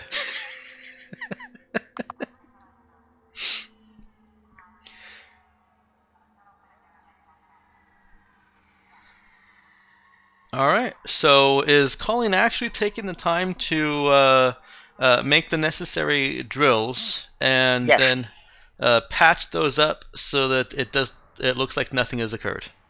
100%. Okay. Um, before you commit to that, any in-depth review on the ship will reveal, by the captain, I should say, will reveal that there is this. It's not you can't really do a shadow profile. You can just you literally have to subvert the system. That works. So it is something Actually, that will be discoverable. Well, actually, can she put in a higher level profile and basically restrict the lower profile from ever seeing that? She cannot. That there's a higher one. Mm-mm. I was kind of thinking like admin account on Windows. Nope. The Starship internal security is more secure than that.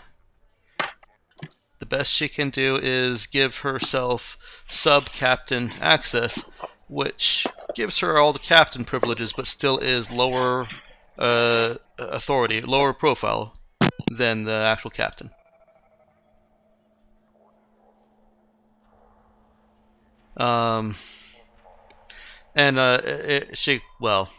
Okay. You know what? Hugo wouldn't have been able to take the ship. Did Cap lock Hugo out as well from flying anywhere? I thought she only locked restricted Colleen. I thought I was just restricting it in general, but yeah, that was a failure of understanding for me. I thought she was just preventing Sorry. Colleen from accessing flight.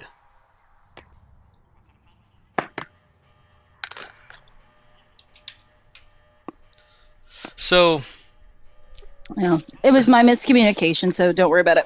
subverting the ship, subverting the program,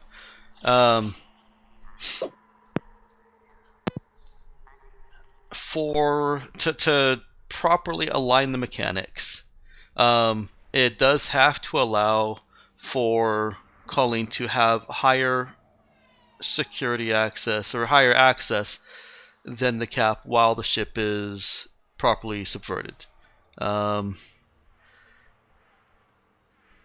She's able to create a semi-permanent hack like this.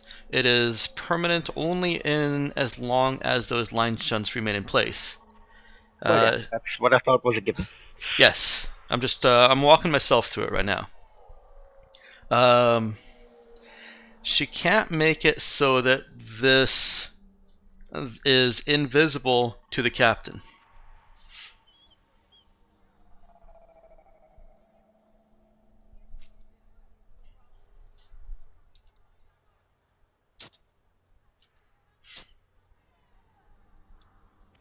Can't she obscure it though? Not really. It's not something that will be necessarily obvious, but any kind of inquiry or even looking anywhere deeper, looking at the profiles for an observant user will reveal, hey, this has changed.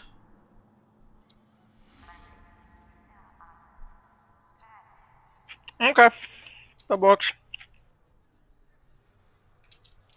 Okay. All right. She gets to work. On the planet. Does Cap get notification of this? No. Yeah, it seems unlikely. No, because right now it's just something is being done on the ship. Placing a line shunt wouldn't alert anyone because that would really defeat the purpose of it. Yeah. It would defeat the mechanical purpose of line shunts. Yeah. If Colleen were to fail Does any she of have the... any to spare? Yeah, she does. She's She got has hundreds. she has a whole crate full of 100. Yeah. If Colleen were to fail any of the any of the physical modifications that she's making, then that could trigger an alert. But she has fix too, so she's not being pressured. Unless Nick tells me that she is trying to rush it, in which case there may be a cause for a roll. But if there's no pressure, if Colleen is just taking her time, then there's no cause for a roll. Colleen is skilled enough to do this. Yeah, she's not rushing this. Yeah. This is a cold kind of fury. Uh-huh. I'll say this, that Dude's hope for when he had that conversation with Cap was that Cap would tell Colleen that Colleen was locked out. But, Sorry, it kind of got skipped over. But yes, she would have. But it's too late now. Yeah. And that might not have stopped this entire thing at any case. Actually. I think it actually would have started the process sooner. Yeah. See, you'd be dead wrong about that. Yeah. It'd be nice to be wrong about that.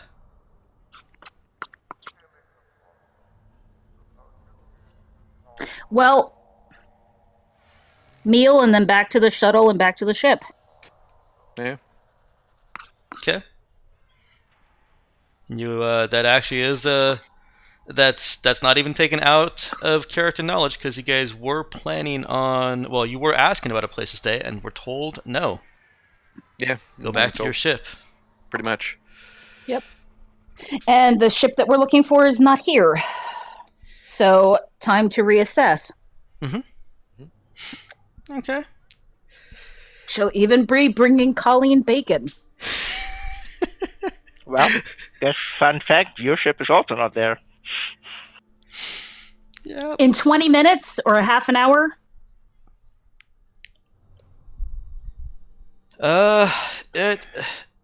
Or an hour?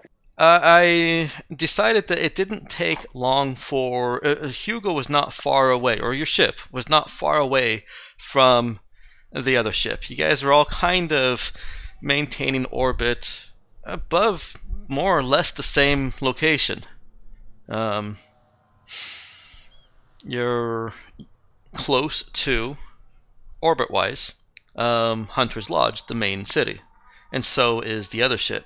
So it's not even a region transition. It was just kind of a hop, skip, and a move to the next parking spot in the same parking lot.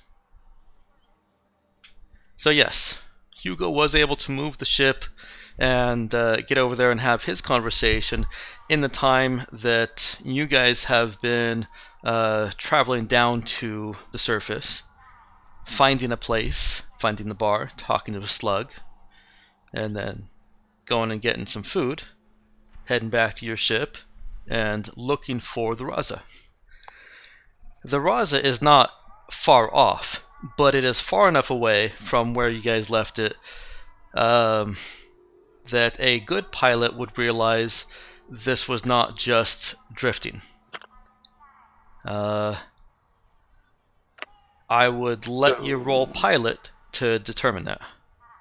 So, in all of this drama, I just ignored what Nemo's been doing? Shoot, I'm sorry. No, while they were eating, he was looking around. I know. That's why I'm asking Mike why we apparently skipped that completely. Because I kind of got caught up in the drama. Let's go back to Nemo. That seems fair to me.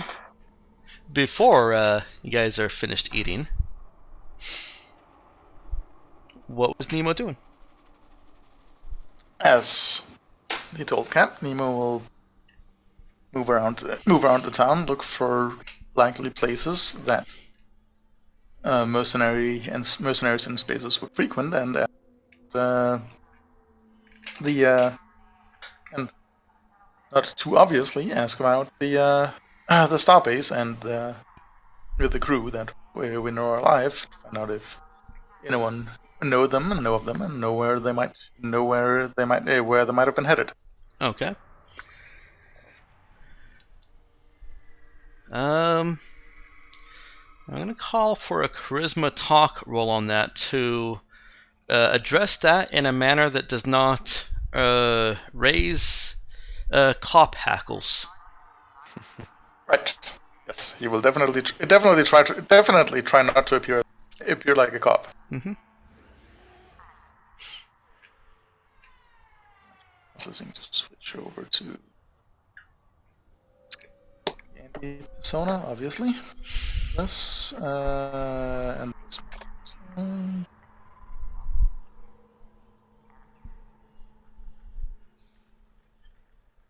And then use Social Chameleon as well, because why not? Bonuses that way.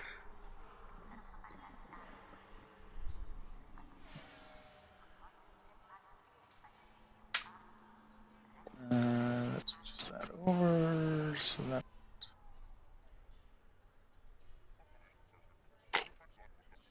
+1.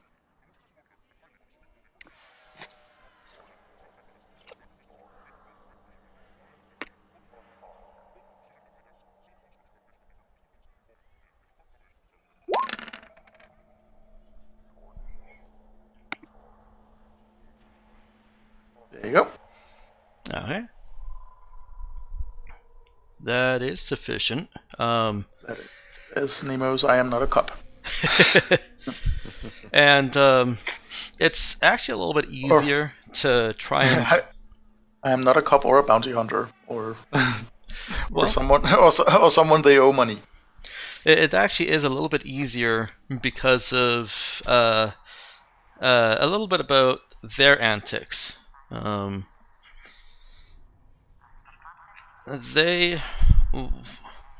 was two people, and while they were here, they were asking a lot of questions with a lot less grace than Nemo. Both Joey Hank and Taryn Higstrom were asking about quite a lot of Maltech and mercenaries. Well, at least those that Nemo was speaking with aren't so keen on Maltech. It's universally reviled to greater or lesser degrees. And so asking around so openly about Maltech and the legendary, or not legendary, but mythical, the once great creators of Maltech. Basically, the Nemo gets part of a story about how these Mechanus, Homo sapiens Mechanus, were so vile that Perimeter shut them down as a species. Right, and they've been showing a lot of interest in that. They've been showing a lot of interest in that. Okay. And it's very easy for Nemo to leapfrog from that to finding out that these people once lived on one planet and were moved to another in a different system. Mm-hmm. And what planet will that be? You're not muted, by the way, Emma. Sorry. That's fine. They were moved to the system Panjati Varul from Zenthra.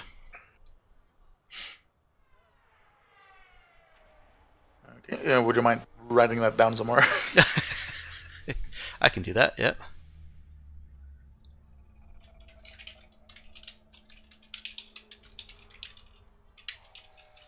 So it is at least likely that one of those two planets might be their might have been their point. It might have been their destination.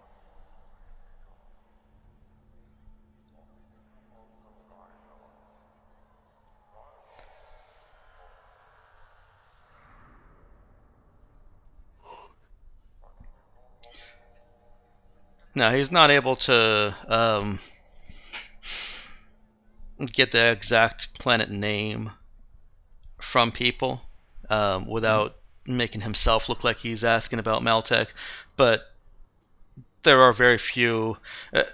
Not every planet in every system is habitable. Right. Okay, that is certainly usable and something, and I assume that is about the limit of what you'll have time to find out before Cap calls him to come back. Yeah. Yep, that works. Alright, back to the shuttle. When you arrive there, if anyone wants to make that pilot check, if the pilot of the shuttle wants to make that pilot check to try and identify has the Raza moved more than is expected for drift? I think that would be Cap that was piloting. Mm-hmm.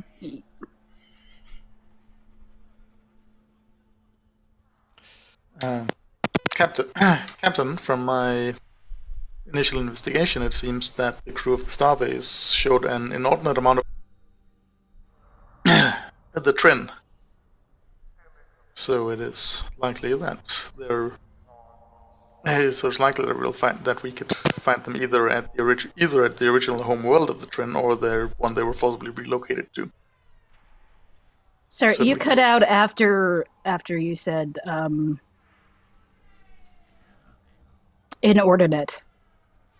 They were showing an inordinate amount of interest in the Trin, the so-called Homo sapiens mechanus. So it is a likely conjecture that we might find them by setting a course either for the original home world of the Trin, or more likely the one that they were forcibly relocated to. All right, we can talk about it when we get back. Of course.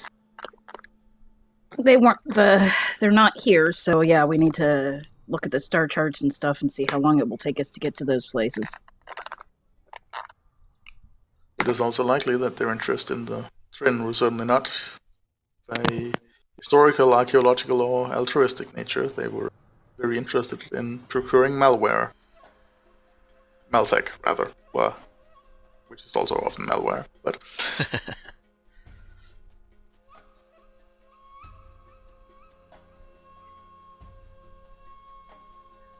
Alright, so pilot what? This would be pilot int.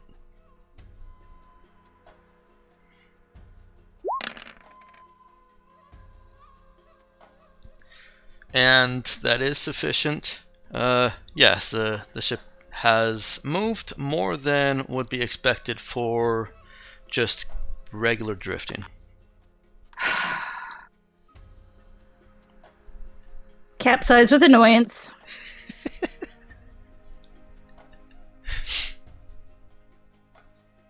But takes him back. Okay. It is not so far that it changes the amount of time it takes the cargo lighter to get back to the ship. And Cap lets them know they're on their way back. Okay. Colleen hasn't finished drilling in and applying line shunt for the first one yet. If she wants to get all three done, at this point she will have to rush. No. She actually covers up the drill hole for now. Okay. And withdraw Siri from the airlock. Okay. Hugo. Not to be coincidental timing, but this actually is very coincidental timing. Hugo's just about done with his conversation in 2. Is spent no, I take that back. You said that he was going to spend, say, an hour or so, right? Yeah, an hour or so. I don't think it's been that long yet. No, it hasn't. Good, because In I this case, hate yeah, it's still coincidental hanging out with timing. his mate. Almost as bad as conveniently placed news reports. Right. Basil exposition here. Exactly. What is Colleen doing in the, well, she's patching up her hull in the 20 or 30 minutes it takes Cap to get back to the ship. Yep. And then she heads for the workshop to check on her fake progress bar. Oh, it was done. It totally was actually done. Yeah. Yeah, that 33% and then done, that was actually done. Hoisted by her own petard. It works. Well, I guess she digs into that. Okay. What Colleen finds... Alright, now I need to pull up a different document. Is it here? I think so.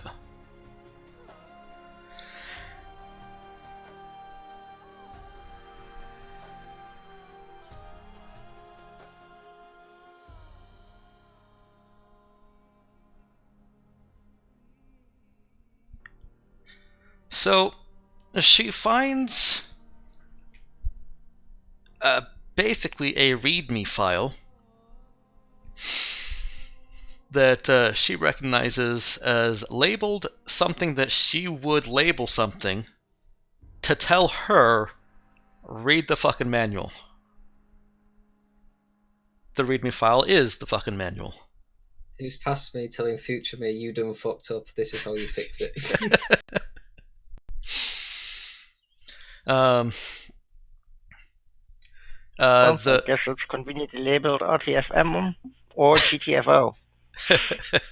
Sure, that is the file name. RTFM ID10T. The other files on the device are not decrypted.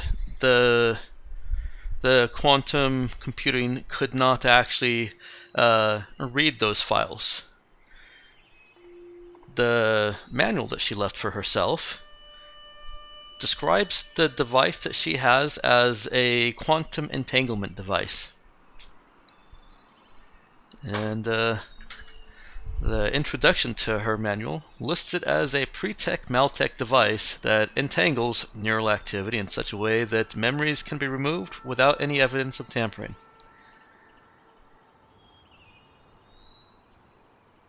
Except the missing memory, genius. He's talking to a screen. Gonna copy paste some things and hope that it's not too large. Okay, that is half of it.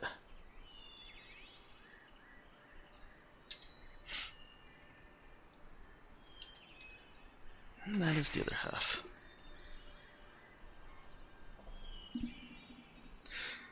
So, Colleen's got a little bit of reading to do. There's obviously far more than what I've pasted there. That is just the introduction / cliff notes.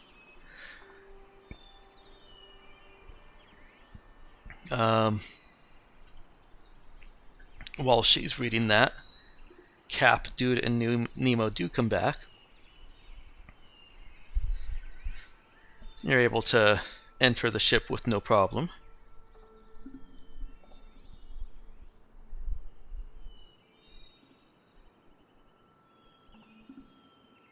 Dude would kind of... Did that take a couple minutes longer than last time, Cap?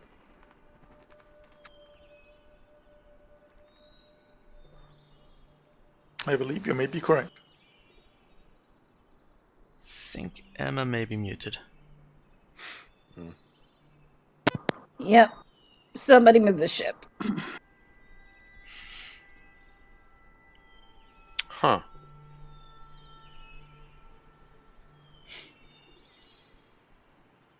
Well, they didn't move it very far. I mean, that's a good thing.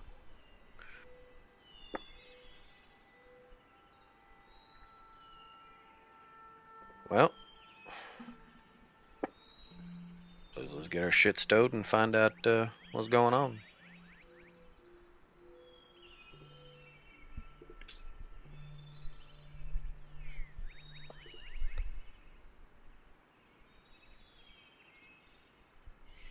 Cap will head for the bridge.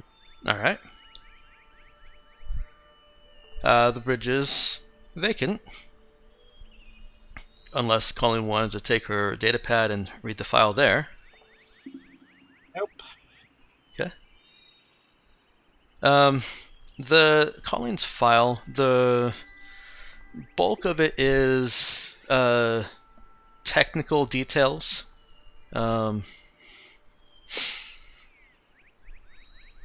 It's not her research.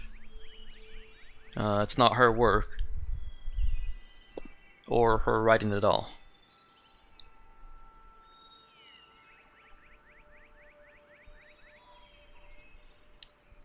The other individual inaccessible files, those look like the entangled memories, according to the manual.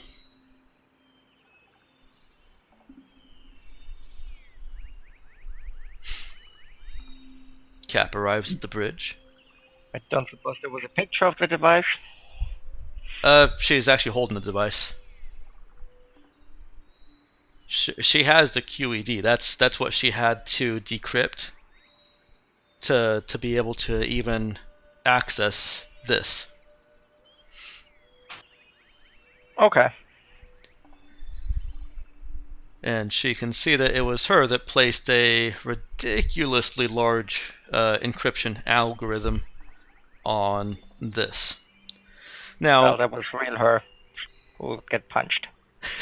now, although that she couldn't decrypt the entangled memory files, they still would have been theoretically inaccessible without doing any decryption at all.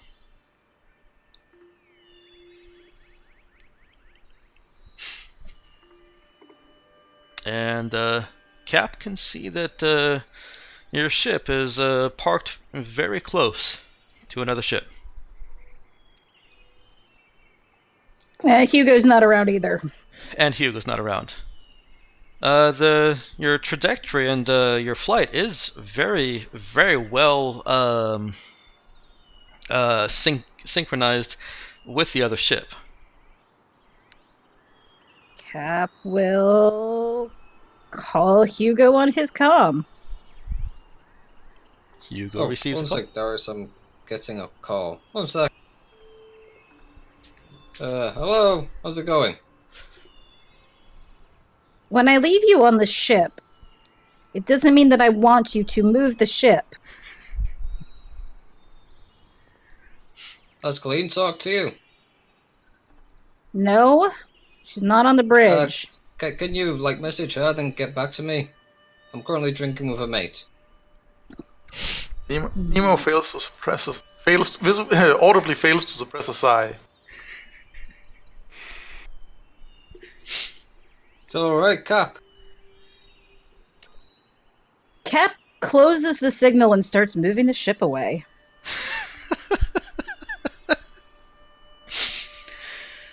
Captain, based on some more, I've done a bit more research into the planets mentioned. I gathered information about, and from what I've surmised, I believe that the Panjati Varul system would be the most likely port of call of the starbase. That's nice. Cap will hail Colleen. Yes? What did Hugo do? Whatever you asked him to do, that's what he said. I asked him to stay with the ship. Don't misconstrue my words. I did not say that. You're not there. Yeah, that's Colleen for you. That's how she understood it. Yeah, then you might want to talk to him about that, because I thought he was under your orders. To stay with the ship, yeah. Well, talk to him about that, I guess. He led me to believe that he was doing what you wanted him to do to find out more. I don't think I actually asked him to do that, did I? To do what? Find out more. Find out more. Oh. I don't think it was an explicit command, but I think it feels like, it definitely was understood that that's what everybody was doing, or at least that's what we were doing. I mean, as I understood, he was supposed to sit with the ship. Yeah. That's... yeah. So wait, kid, dude kind of leans in on the comm. Did he say he was finding out information, or did he just move the ship? Well, he moved the ship and went over to the other one. I thought he knew all about that. No, I didn't want the ship to go anywhere. But he said something about information. He said he was meeting with people? Uh-huh. For the purpose of... information, I guess? Okay. I thought he had cleared everything with you people. I was busy. I asked you to work on your project. That's... I assume that's what you've been doing.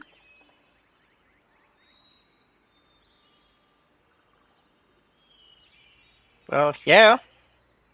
I thought I locked quite this busy. thing down. Captain, if my presence is no longer required here, I'd like to retreat to the medical bay to continue my work there. Yeah, Nemo. We'll reconvene here in a little bit. So kid, he Thank just you, went Captain. over to that ship, and that was the last you heard from him?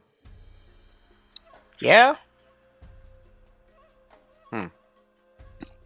So I had the door locked and the gun drawn in place. Just in case he's an idiot and gets shot. Well, he is an idiot. Well, he said the chances were not high of him getting shot, so... But I thought he had cleared everything with you. Certainly what it sounded like. I think he might have misunderstood something. Or they're No, he taking was supposed to initiative? stay with... yeah. He was...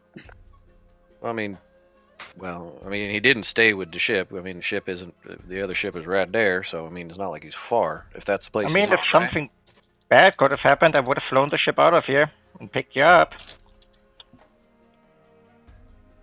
Well, I didn't want the ship going anywhere for anybody. That's a really bad idea with ships like the Derringer in the vicinity? No, If they they left drop a in on couple us? days ago. No, they've already been here. They shouldn't be back for another month. Well, we didn't know that. You're right, and I'll make sure I don't do that again, because in hindsight, probably wasn't the smartest thing I'd thought of recently. Can you come up to the bridge if you've got some free time? Well, technically I'm busy, but I can come up.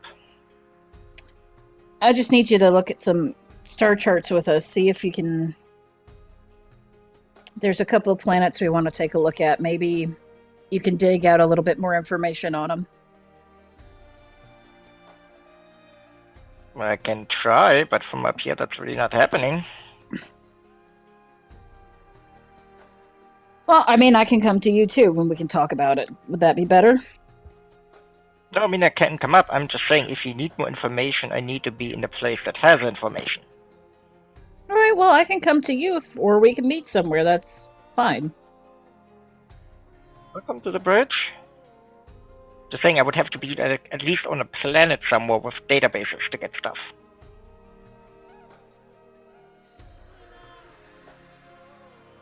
I thought we've gathered information from orbit before. With planets Like that general The planet below. with planets that have a planetary network, yes. This one does not. How much longer are we planning on continuing? We can call it at any point you guys feel is a good point. Well, we'll just say that Colleen's gonna come up to the bridge. Cap will give her the details, and we can leave it there. And Dude is gonna, after this little discussion, is gonna say, "Well, if we're moving away, Cap, you want me to take the cargo lighter and go pick up Hugo? I'll Let have a him talk sweat with a little bit. All right. Fair enough. And Nick, Cap's not gonna move far. Nick, did you see that Hugo had sent that message over to Colleen? I had not. Wait, which Yeah. message? It was in discussion. Yeah. Yeah, should they be put put, it in. it should be put in game. Yeah, that would explain it. Why didn't see that?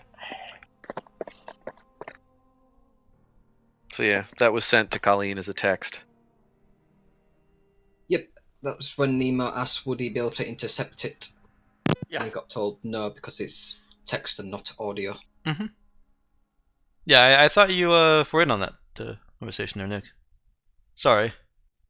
I thought he Although was it almost- communicating with her, not the details. Well, that he told her that, but not that the rest of it. It almost makes sense that Colleen missed it.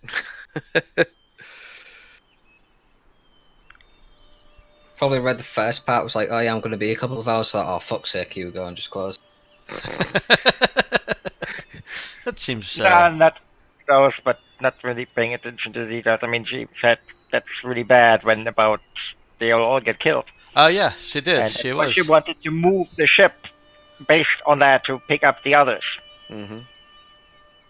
And then she got super angry for some reason. Yeah, I was gonna say, when she ran up So- against the lock, rather than communicating with her captain and asking why, she immediately started doing something else. Yeah, sounds about right. And Nemo's a threat. He is, because Nemo can't help it. Apparently, Yes, neither but can Colleen. Colleen chooses not to. Which is worse. All right. Yep. Anyway. This seems like a good place to call it a game. Hugo, unconcernedly drinking, happy with the information that he has gathered and feeling quite useful. Yep. That Meanwhile, is the Hugo's captain state is of mind moving the right now. ship. Hugo's like, this went great. Well, yeah, he's meeting up with an old mate. He's found out useful information. Mhm. And, yeah. He isn't just sat in his pilot's seat, just doing nothing. He's Which happy. might manage to get him not shunted out an airlock. Well, you've got plenty of pilots around if you want to find a replacement. Don't worry. Dude will have a discussion with Cap if that comes to it. I'm just laughing. She might threaten him for sure. She's already threatened. Yeah, I was gonna say that. Yeah. That's not like Which that's is ever the happened. Take the hint. multiple times. Ah, frack. Don't know where my pen went. This is your best chance, love. So, are we calling it here? Yeah, seems like Yeah. Yes, I guess I have to go. Yeah, this is a good place to end it.